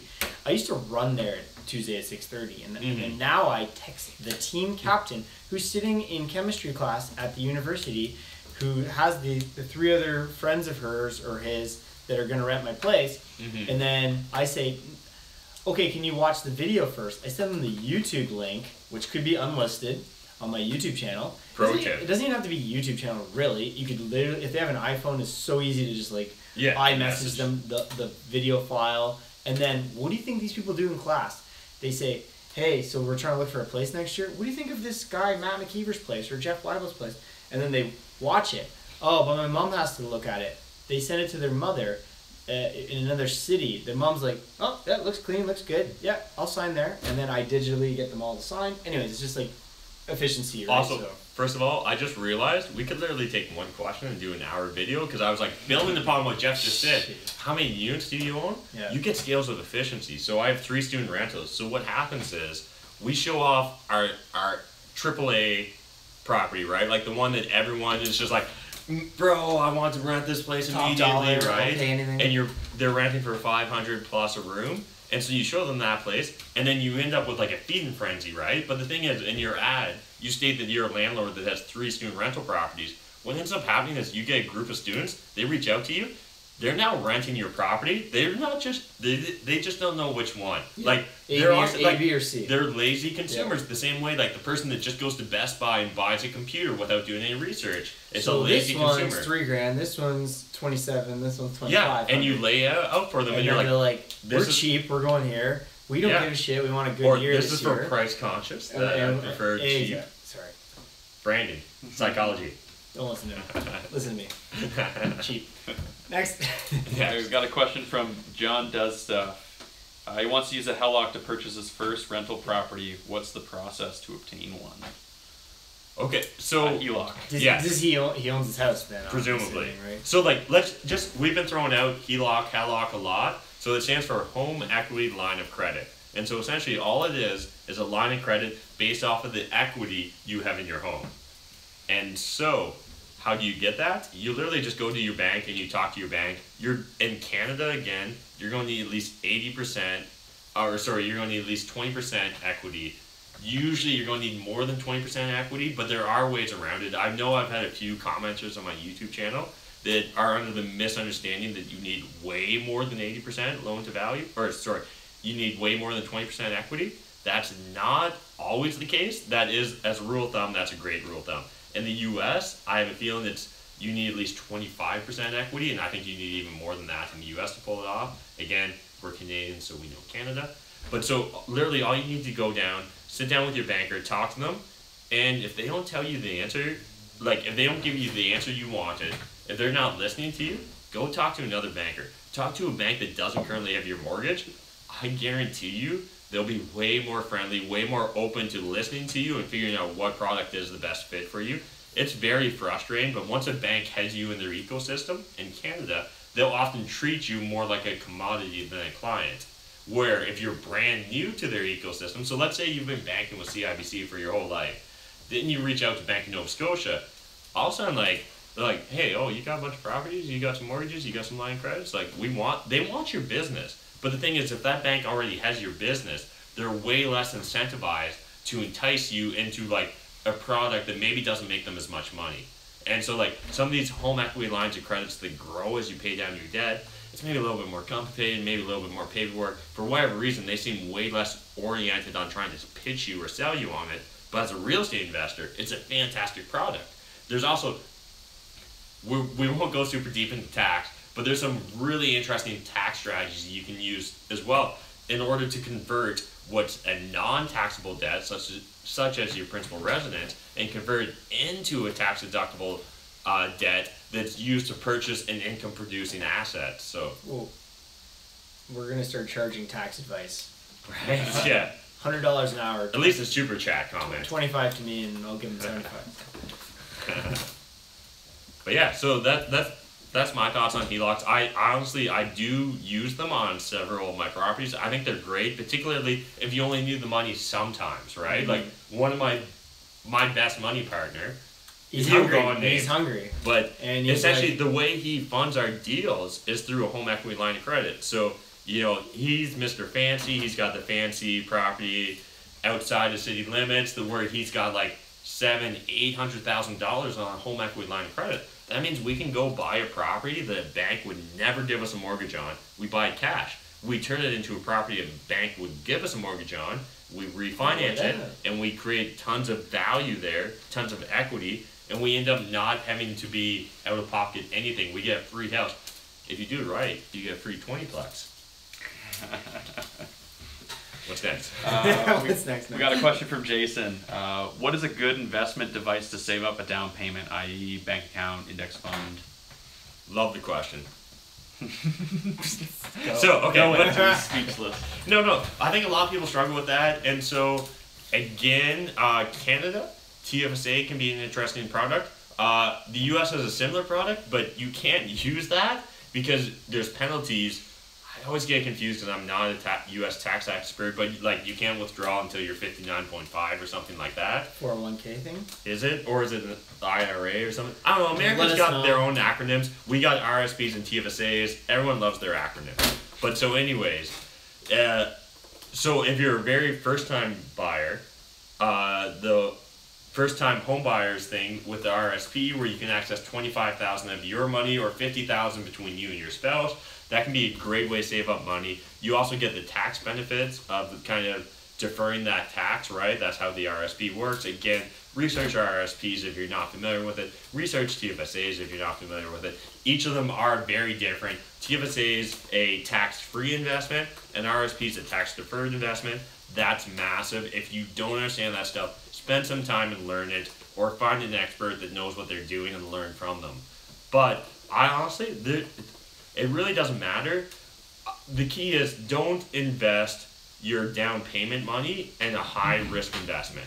So you're going to want something relatively safe. Everyone's definition of safe is very different, but essentially comes down to don't put in that penny stock that your buddy gave you a tip on if that's going to be your down payment money, simply because that's high risk, it's high volatility. If tomorrow you find the perfect real estate investment, but you got your $20,000 tied up in that penny stock, and it drops by a penny, you could only have $10,000, right? And so that's where some people get themselves in trouble. They want their down payment money to be maximum, right? Like they're like, oh, but like if it tripled, then I'd have like triple the money. I could go buy 3 properties.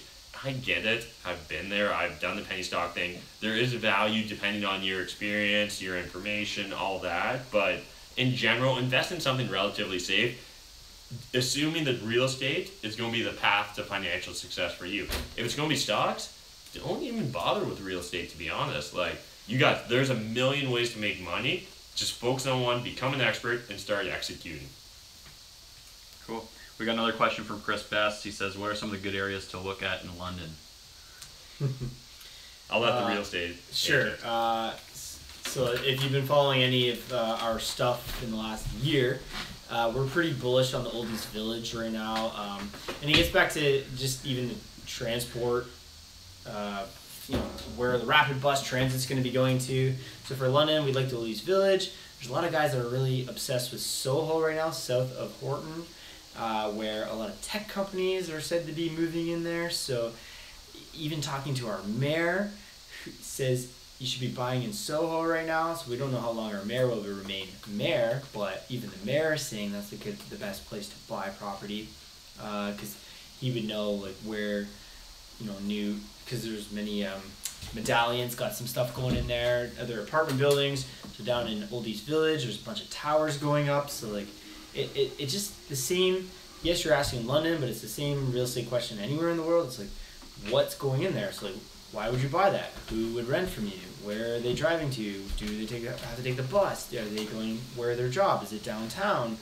So basically right now, Oldies Village, Soho, those kind of areas. Appreciation wise, Old North, is still going good. If you can find a deal, there were deals last year, but I know when we were doing our MLS Monday meetings and we were on YouTube, we focused mostly on the core. So like that, those are the areas we like for the most part, because fringe people, it seems like London's a town where once you have your job, you buy out on the fringe and you drive into your job, but then they aren't renters out here. So you don't, why would real estate investors buy out here unless you're real estate speculating and you're just trying to make appreciation? That's out there. But in the core, your tenant is going to be living downtown, or they're going to be living, well, except for, who's the people that are like, London's 15 minutes. Oh yeah, like yeah. that. No, like, I had so many haters when I originally started this. They were like, "You don't need to live in downtown London first because people you right? talk to." That's what it was. And it can be, yeah. That's a whole. So yeah, but briefly, now we got the factory moving. It's called the factory moving to Kellogg's. They're gonna have picture a cruise ship on land where there's a million and one activities to do in the Oldies Village. And people are going to drive from Kitchener and also from Windsor, whatever, to come, stay in a hotel. Their kids are going to run around. They're going to play games. The parents are going to go to the bar. They're going to go to restaurants. They're going to go to concerts. And that's in the Oldies Village. That's new to London. We have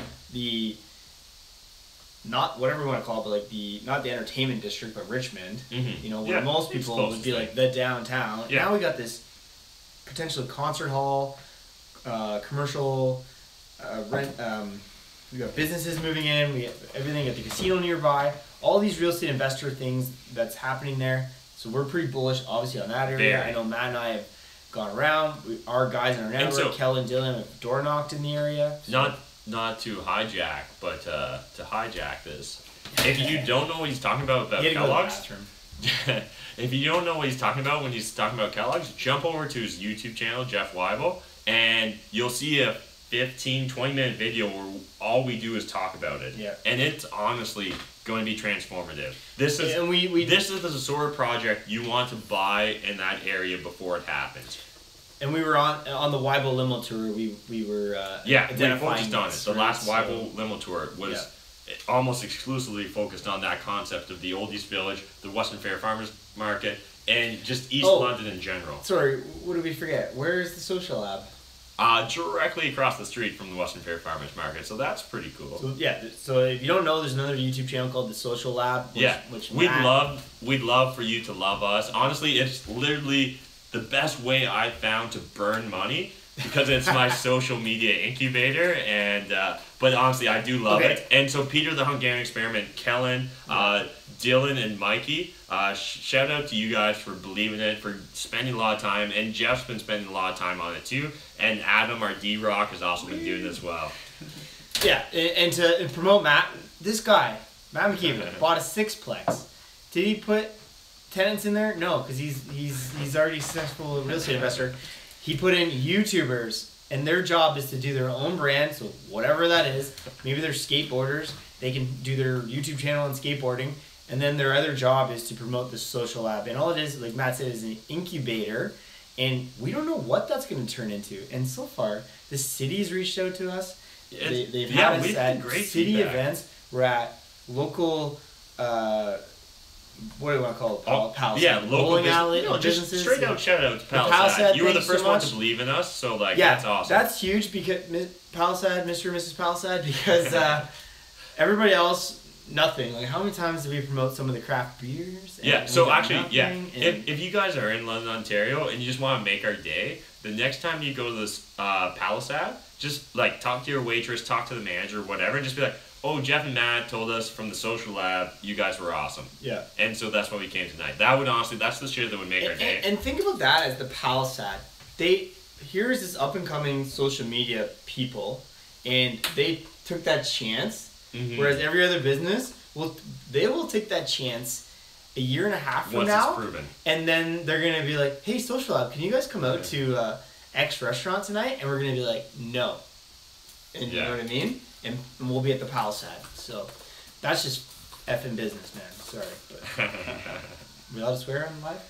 That seems like we don't want to be too much. You're allowed a few swear words on YouTube. If you go too crazy, then they don't like. You know what I mean, right? It's so many people will. No, yeah, secondary. No, so literally for the first 5 years I was an idiot for investing in real estate and like, why are you doing that, blah blah. And then all of a sudden the same people that were telling you you're an idiot, they're like, hey, if you're looking for another investor, it'd be cool if I could invest with you. And you're like, give you a call, and you're like, no, yeah, I got lots of people, and they're like, a week later, they're like, hey, I just want to make sure you understood. I would really like to invest with you. And you're like, oh yeah, but I got lists and shit. Even as a realtor, how many people call me and they want me to give them the deal? They're like, they know I do investments, so then they're like, yeah, you know, like if you give me a deal, like, you know, they think my commission is going to be what bends me over to give them the best deal. Why would I not give the deal to Matt McKeever? And like if you understood how a Kendall works, they can't even bend over to begin with. So, but no, like Jeff's got a great point about the key is like a lot of people like reach out and be like, hey, and like if you got a good deal, we'll think about context. Like, but like a lot of people like reach out to Jeff and be like, if you give me a property that's worth $200,000 for $100,000, I'll buy it with you. And you're just let like, me just drop everything for a random phone call guy. Like, right? But same with like and like this, I understand a lot of people aren't fully informed, right? Like, and maybe you just haven't fully thought through the situation, and so I totally get that. I empathize with it, but same thing, like the people that reach out and are like, "Hey Jeff, I have $5,000 to invest with." But you tell your network to talk to 20 realtors or whatever, right? Yeah. So you didn't say. Always make it Wybo first. You're gonna piss them off.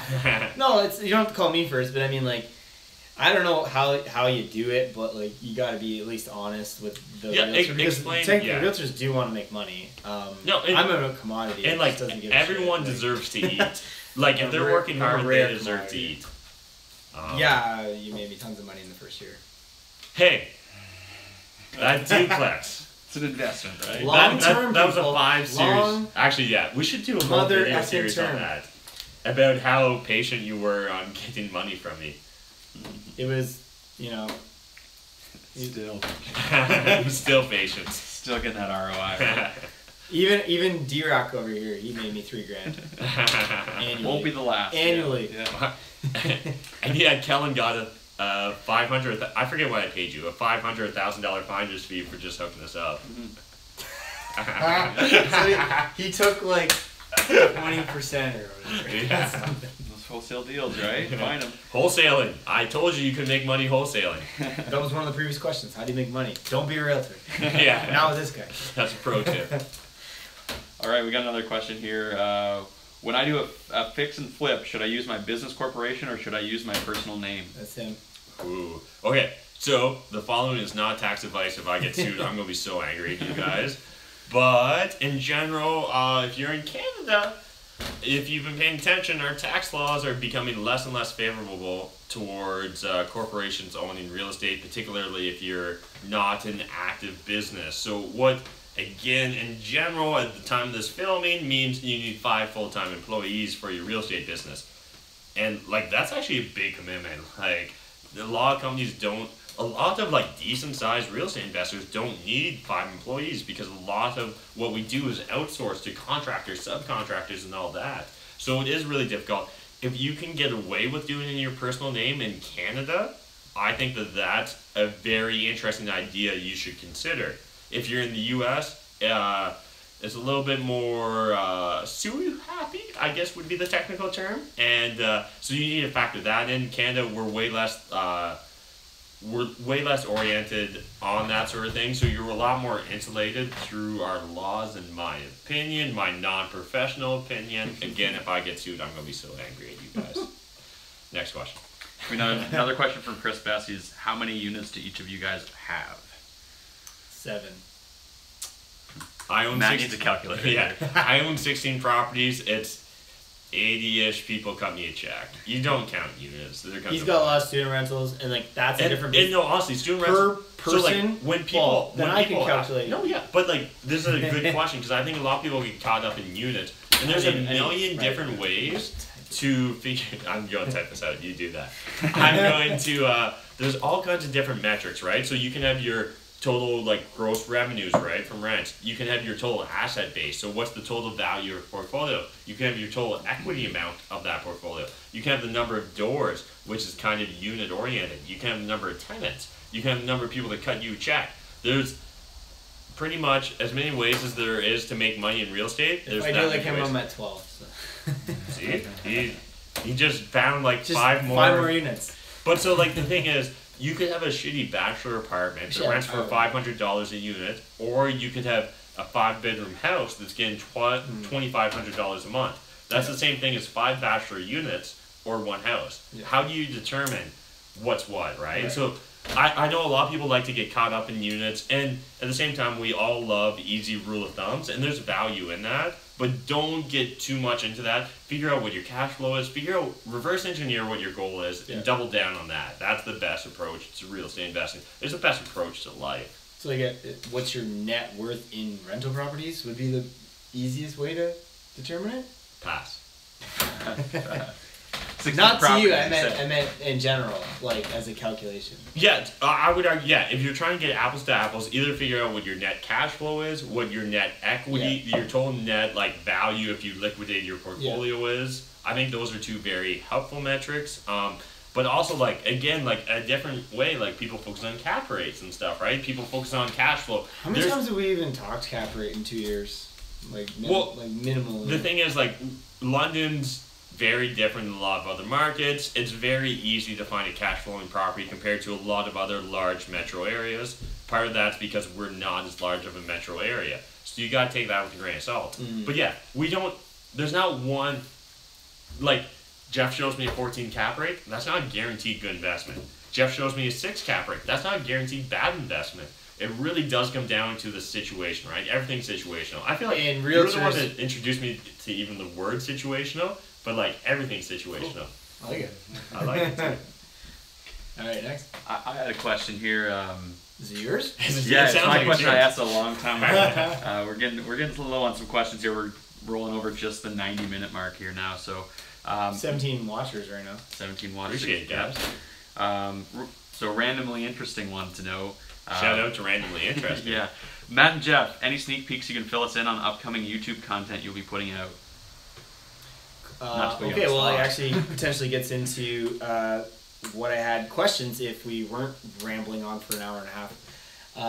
Collaborations. Who do you want to collaborate with upcoming in the next 60 days, we'll say? Like, what's realistic? What's dream? Fantasy and reality. Well, all my fantasies always at first involve Graham Stephan, but after that... not just on YouTube. Not YouTube exclusive. I think we really need to hook up with Matt McKeever again. Again, that sounds right dirty. So, we're just going to go down to Kitchener to hook up. KW, that's where it's at. So, so I know you've been telling me for the last week and a half, like, we should go down to Kitchener, So, we're going to go talk with Matt McKeever, fruitful investor on YouTube. The fruitful investor. And just, you collaborated with him very early on in the channel. And like, if you're also mostly vegan and you also eat raw puppies, he's the great guy. That's a very deep callback. One fan got it. I appreciate that fan. Otherwise, no, like, there's honestly a lot of cool people. The Real Estate Dingo in Toledo, Ohio. Originally, before I started my YouTube channel, I remember checking this out. It's Ohio Cashflow was his original channel. Now he's the Real Estate Dingo. I remember the time I was like, this guy's like doing turnkey rentals, and he's got 250 subscribers. I was like, this guy's a fucking baller. I was like, this guy's so big time, you don't even know it. And he sent me an email. I was like, oh my god. I'll get to it later. Fanboy moment. But also, like, I think there's actually a lot of really cool creators. But, so, like, if I could just, like, collab with anyone, Beat the Bush. Beat the Bush is crushing it, too. He actually just quit his job, and I'm pretty sure he's going to go full-time YouTube. So if you guys don't know him, check him out, and let him know I sent you his way, because that'd be so cool. Write that down. And also, Minority Mindset. He's out of Detroit, and that guy's crushing it. Like, every now and then, I question whether I should be making YouTube videos, and it's guys like him that make me question it. But where are you feeling, Jeff? No, but in general, I think this question's amazing because when Graham came here a couple weeks ago, and now we've collabed with him, and then now people are subscribed to me, and they're 10x subscribed to you. Oh, yeah. On my Instagram has gone up as well. A collab can literally be a life-changing event. Graham changed our lives. We like real estate. I'm a realtor. I'm a real estate investor. Matt's real estate investor. We like that. But then Graham's showing guys that are making $300,000 a month. He's referencing Tanner J. Fox. Tanner J. Fox. Tanner J. Fox is a 21-year-old. I'm 33-year-old. And so if I'm like, next year I'm going to get to making $300,000 and $1,000 and like... Year. A year, right? if that. And Not he's making month. it monthly. And like, that's fascinating to me. And like, that has opened my eyes. So maybe it's not even Tanner. Maybe there's someone above Tanner. And like, it's the typical, I think it's the thing we talked about before. It's like, we might know one person above us, but then that person above us knows 3 other people. And we don't have access to those 3 other people. But continuing to talk to these people is getting us access to the next. Well, now you're starting to make me think big. Yes. Gary V. Gary V is who I want to do a collab with. Gary V, D-Rock for real, not Adam Stever. I'll D-Rock settle for with real. Grant Cardone, but yeah. Yeah, I do Grant too. But like, it's so, and then okay, maybe there's junior Instagrammers that want to sit down with and Hit up your boys. We're human. Yeah. Right here. So let us know. Maybe we can put you 10x it up, and you can help us. But so, out. I think there's a couple $1 million listening guys that you'd probably sploosh over. So like real tour wise, yes, there are. If you know what sploosh means, watch Archer. But yeah, like Ryan Serhant, I would love to meet up with that guy. And really, it's just freaking marketing. Like, is Ryan Serhant the best realtor in New York City? Probably not. Guess what? Shots fired. He's marketed himself as the best. Am I the best investment property guy in London, Ontario? Yes, definitively. Thank you. But maybe not. But it doesn't matter. I've marketed myself to be that. Same way like $1 million agents market themselves to sell. Why do the same people always sell the houses? Why do the kids of NHLers and Major League Baseball players make the Major League Baseball? Their parents. Yes, like that's huge. Got them into the position to make the league, ecosystem, right? Yeah. Like you're already in the ecosystem. If you live and breathe hockey, and then you're just like, I'm the best, I'm the best, I'm Yeah. the best, And that gets back to psychology, but like, so I can go on hours on that bullshit, but yeah. They want to know what you're drinking. You're You're both empty, right? Yeah, I'd love to Send us booze. London Brewing Co-op. That's where it's at. If you're in London, Ontario, that's what you want to drink. Or Anderson's, or Toboggan, or any of our amazing craft beers. But actually tonight was the Workhorse IPA. Do you have any bad scotch? I have some scotch, but it's only good scotch. Good. You're not. You're ask barely this- used to it. ask What's this good subscribers. scotch? No. Okay. Do you want us to drink scotch? Okay, yeah, okay. We're trying to Okay. answer real estate questions. True. Sadly, Matt and I make more money when we're drinking than sober. But and if anybody's really questioning, I was real estate investing hard all afternoon. Which is an inside joke to drinking. Glenn Fittich. Glenn Fittich? Yeah. We didn't have Glenn Fittich, do we? That's the only thing I have, I think. Single malt, text single him malt, back. I'd say. Any Glenn will do. Actually, Will do. yeah. It's the most basic Glen. And if anybody knows Matt and I, this is our breakfast because it's Yeah, we're fasting. 7 p.m. and we haven't had anything but booze so far. So why, Matt? Because why? Because we don't do a deal. We don't eat till we do a deal. And who's got time to eat 3 times a day? You're switching to scotch now. I'm literally out beer. Oh, you're Why out of is beer. D-Rock questioning our Yeah. scotch over here? And also, I don't have a lot of scotch left, so it's going to be a mouthful of Hey, tops. Hey, D-Rock, can you go downstairs and get some spice rum? Yeah, I could. Hey, Glenn Fittich, you wish we drank more of your shit? If Send you it gave to it to us, we would totally drink more of your shit. Any Glenn. Any Glenn will do. 22, we're up from booze.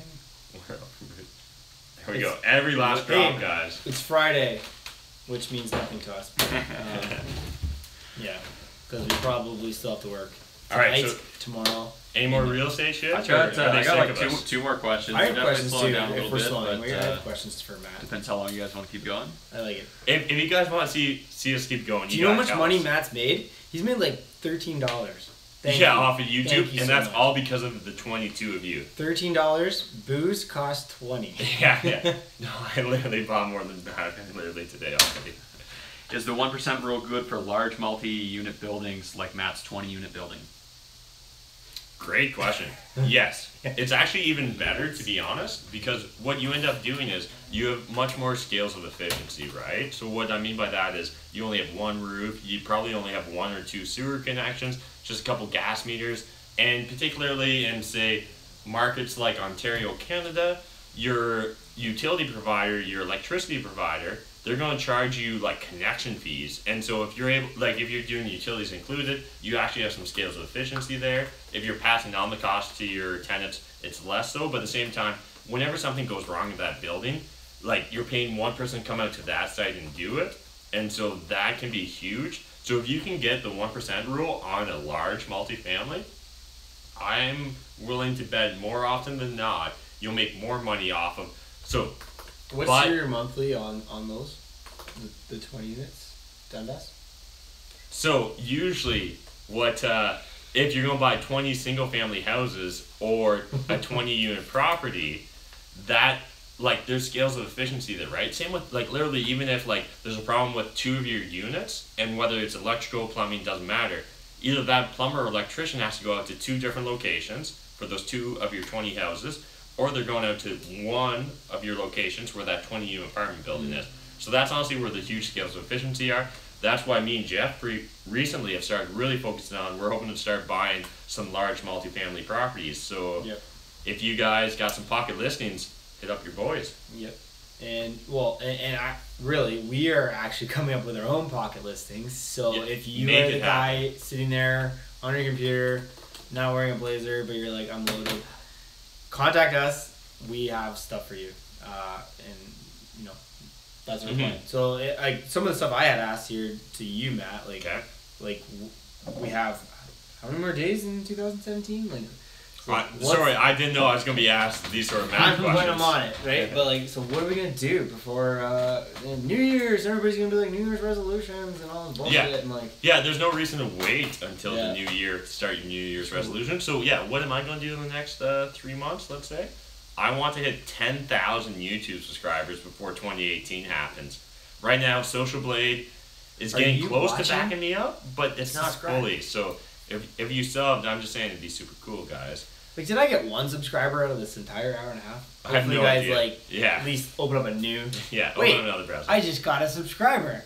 Woohoo! 109. 111. 111. Oh, refresh. Yeah. Refresh. Sorry, not refreshed.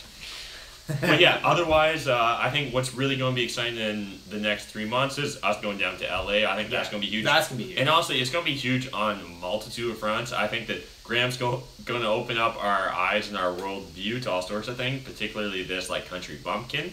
But outside of that, like, I probably at least can count another 1,000 of you Graham fans hooking up with me, and I appreciate that, guys. You guys are amazing. I love how active you guys are in the comment section. I'm really hoping that through creating these Q&A videos, like, maybe it seems like we're probably going to do 2 hours on this. That's maybe too long in general, but like we're willing to fun. What you guys want. Like, this literally is our Friday night. There's 21 people watching.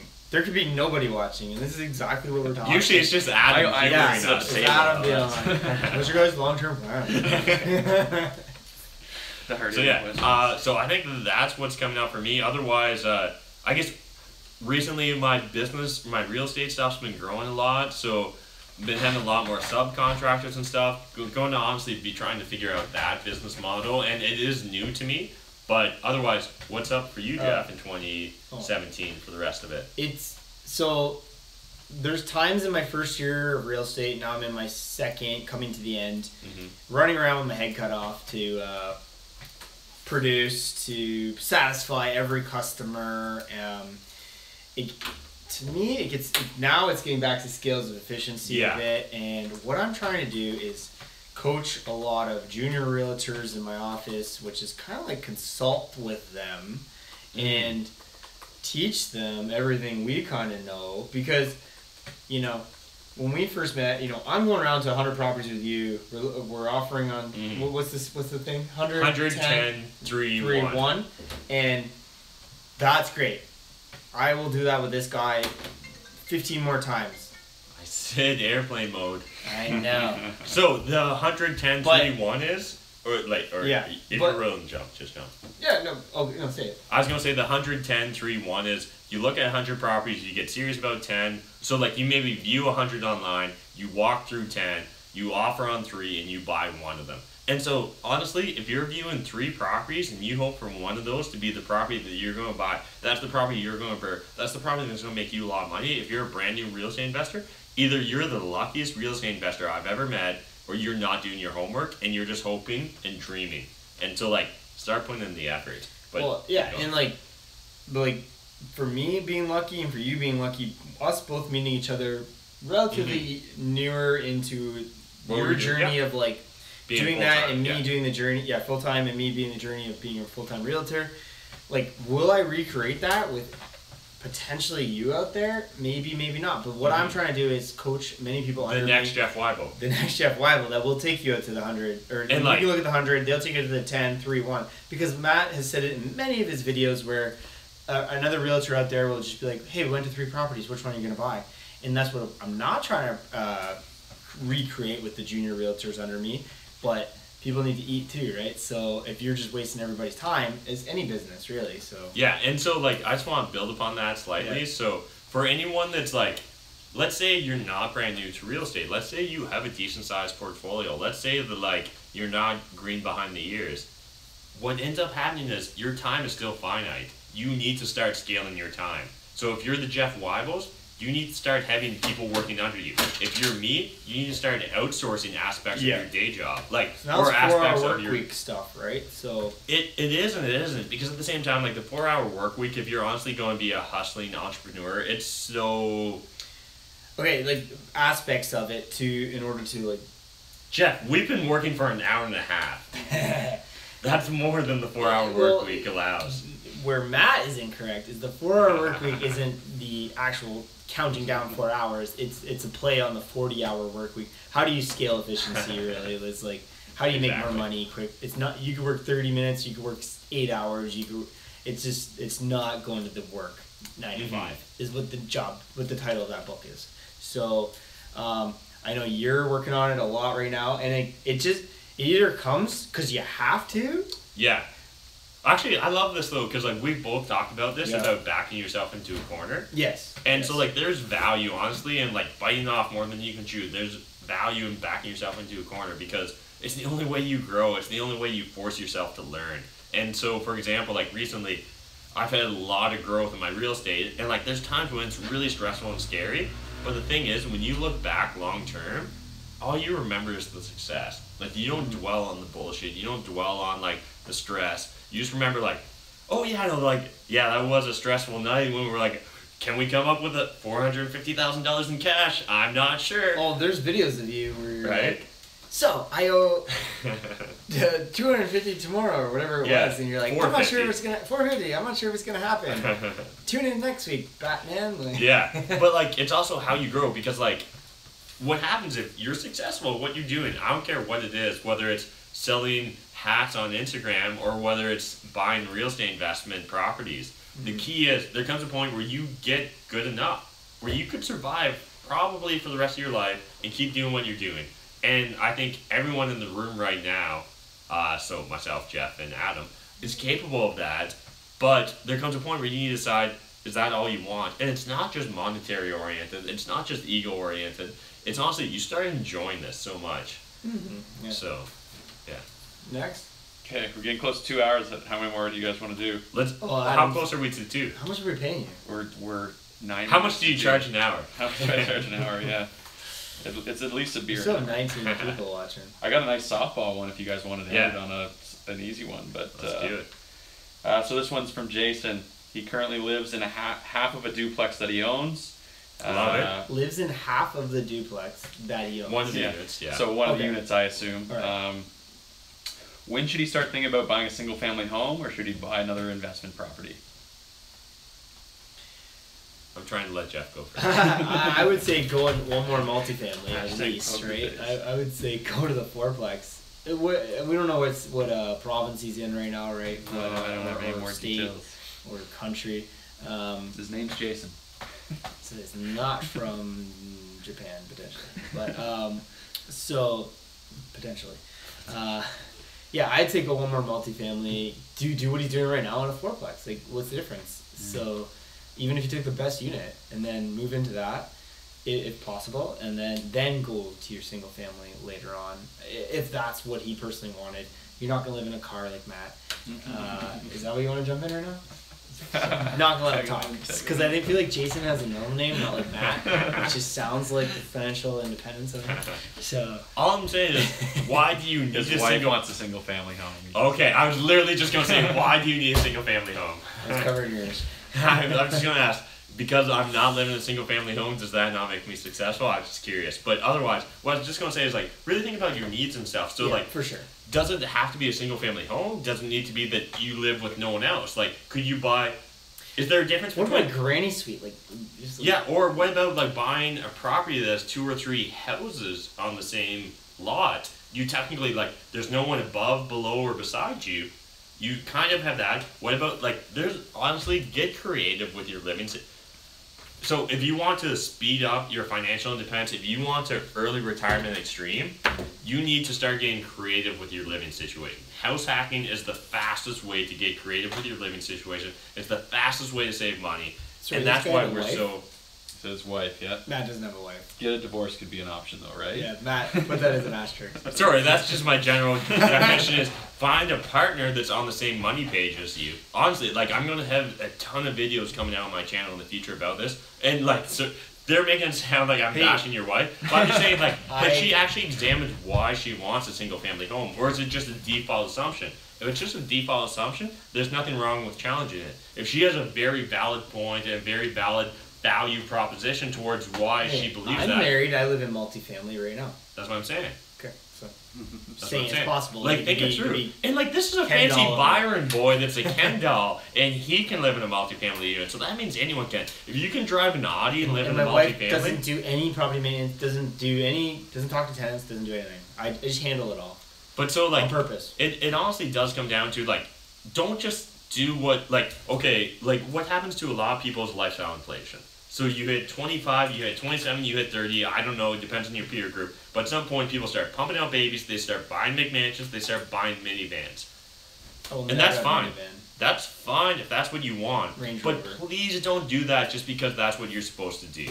Honestly, it breaks my heart to see people ruining their financial lives just because it's what they were supposed to do.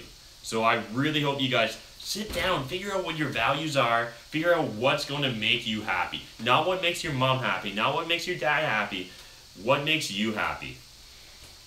That's so true on the parents. Sometimes because like maybe that's the path you're going on, Yeah. and like It's what the path we're inherently upon because like your parents are your world Yeah. for a long time and that's great and they're amazing people often. But like at the same time, at the end of the day, you're the only one living your life. So I want you guys to be happy with like the how life many you're living. trips do I go on a year? So it's like you gotta show a bit too a little, right? So like my wife will be like, well, why are we doing this? Like so like maybe okay. there's a way to like market it to you. No, yeah. So like I think what right? Jeff is talking about, kind of life hacking, where it's like instead of just going on a trip to Japan, it's actually kind of a business thing. It's kind of a promotion thing. It's building your brand. It's building your influence, and there is value in that. But at the same time, that's not just a default consumption pattern. It's something Jeff's actively aware Well, of. I'm saying too, because of multifamily, I'm able to do that. Okay, I just gotcha. don't have one roof, Gotcha. which just costs me a lot of money. I Agreed. So then maybe that's for your wife. You can be like, we can go on 4 trips a year and own this multifamily, or we can go on no trips a year and own this roof. Gotcha. But side note, yes, I do promote everybody likes to say, how was your vacation? I don't go on vacation. I just go to cities around the world and I work from them. Like, so, Yeah. like, you go on vacation because you have a 9-to-5 job. I don't. So, and like, it's funny, even our friends Justin and Laura, a year and a half ago, before they bought one property with our network, Yeah. okay? When we were in Panama, they were like, "Get off your phone! You're on Oh, vacation." yeah. Now they would be the biggest like anti that because they're like, "We gotta make sure the tenants are okay," or Or they'd be like, Jeff, we need to buy this "We're gonna property buy a yesterday. property." Yeah, like why are you in Panama? And it's like, so I might be in Panama, but I'm not on vacation. I'm just in Panama, and you know what? I like being able to do some work from Panama for 1 hour and then go back to the beach. Where everybody else is like, you're on vacation, don't do that. It's like, no, you were on vacation. You're 9 to 5. You took the 7 days off. I'm just in Panama working, which is awesome. I'll be on the balcony staring at the ocean, sending a geo report to you. Always. Always. And Every single day I want reports. But like, I can go on 4 of those where everybody else goes on 1 of those and doesn't pick up their phone. So, Yeah. So I'll trade that every day. So. we're probably at 2 hours ish. Tell us to shut 1 or 2 up, minutes if you guys people. want to do this. Stop Sign letting up us and talk. subscribe stuff. Yeah. Instagram. Should we do one more? Or Snapchat. no. I got a question ready if you guys want to do One more. Yeah, We'll do sure. one more. Sure. Okay, another question from Chris. So he said, for your first property, would you go big and buy a 10-unit plus, or should you go with something small? And would it be smart to get property management at the beginning? The end of the question, I think property management would be better for the 10 units. I think you could handle the 2 units on your own. It's such a per person question. Because it's going to go back to what's his long term reason to buy the 10 or the 2. If he's buying the 2 to move into, then he's moving to the fourplex, then he's moving to the single family, then he's buying the 10. Like, that's a different scenario than just buying 10. Because day one of 10, really, if you really look at it, who is that person? That person has to probably already have a house. Because nobody's lending the kid out of his parents' basement that saved enough money to buy a 10-plex. Unless he was JVing with somebody that was doing that. Like, you can't go from 0 to 10 personally. You're going to need a lot of money. A lot of money, and because, like, for example, like, remember a scenario where the guy was going to buy, I thought he's going to be a home run. Yeah. Lived at his parents' house, he's going to do 20% down. I was like, perfect. This is a home run. They did not like that, because then, I don't know if it's Canada protecting you, but, like... It was very Canada specific, like, yeah. It was like, why would a person be at their parents' house then buy a student rental?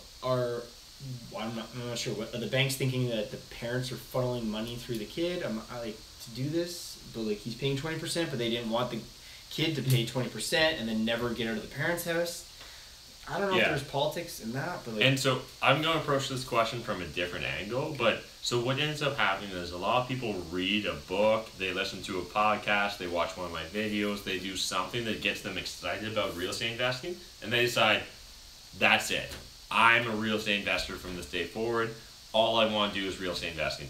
But they've never invested in real estate before. And we've seen this with other people in the network where they've decided read everything. They want to be very hands-on. How many podcasts are there for bigger podcasts? 250. So listen to all those. But so like the thing is, these people get caught up in the idea of real estate investing, but they've never actually executed. And that's huge. Like, so the only reason I would hesitate towards telling someone to buy a 10-plex and self-manage is because that's a big commitment at the start. So if I was to jump in blind into a 10-plex, I would probably want to keep the same property management company on if I thought they were doing a decent job to begin with. If I was planning to grow a large real estate portfolio long term, and I knew in the deep down in the deepest part of myself that that's what I wanted, there's nothing wrong with self-managing and buying that 10-plex. There's also nothing wrong with what Jeff was saying, though, where you slowly work your way towards it. Like, I get it. You watch Grant Cardone. He said never buy one of anything. He said only invest in 16 plexes or bigger. And there's reasons why he says that, and there's reasons why he's right. There's reasons why he's wrong. It's very unsatisfying, but it's very situational. Yeah, his is very a simple answer. Yeah. And he's so right on many levels, but, like, individually, potentially, most of our audience, it's impossible for you guys to get to immediately, right? So you're not just some corporate guy with the $300,000 sitting in their account who's a dumbass and doesn't have any knowledge base and just gives it over to us. Like I don't know, like it's not easy. Like the question sounds like you want to be the guy. You're not just like giving us your money for us to go buy the 10 units. So go. I agree. No, I think you're right. I was going to start wrapping it up if you're cool with that. Sure. So I was going to say, you know what? Amazon said I wasn't big enough deal to have affiliate links anymore, but I don't even care. This is literally the best book. This book will change your life. Just go on Amazon, Early Retirement Extreme. It's going to do that for you. As well, if you want to find out when we're going to go live next, you want that heads up, you need to ring my bell and hit that notification squad. Otherwise, I'm Matt McKeever. Well, Jeff Wybo, Instagram, Snapchat, YouTube, So make sure you do open up another Yeah. browser and subscribe to my channel. I mean, he got like double the subscribers in 1 week. His ego's off the charts. You guys need to keep supporting his ego. Otherwise, he's going to stop taking me on real estate showings because he's going to be too busy on his YouTube channel. So don't subscribe. But No, I'm saying subscribe because I'm not going to get to buy shit if you're too busy on Exactly. your YouTube. And, you know, subscribe, obviously, to Matt's if you're just watching live randomly and not. Subscribe to the Social Lab. There's going to be a lot of amazing content coming out of there. We're trying to do some amazing shit in London, Ontario, honestly, Think guys. about it. A And bunch of YouTubers hanging out. And just give us a chance. And if you're interested in becoming a content creator, you're interested in becoming a social media influencer, check out the Social Lab. Check out, we're on Facebook, we're on all the social medias. Give us a chance. We'd love to have you guys check us out. Instagram, both of our, Yeah. like us there, Snapchat, everything, Facebook, hit us up. Any realtors out there, hit me up with any questions. And guys, amazing. Yeah, you guys honestly don't know how much it means to us to have each of you comment. Like, no, we were literally scared that like it was just we're going to make Adam ask us random questions. For you, like, we pre-wrote questions just because we assumed no one's going to love shirts? us. What do you think about pants? Yeah. So honestly, guys. Next Friday though. Yeah. So next Friday, 5:30, we'll be live Eastern Standard Time on my YouTube channel. I'd love it if you guys would check us out. And yeah. All right. Well. Thanks, guys. See ya. Bye. Bye. Still here. Finish.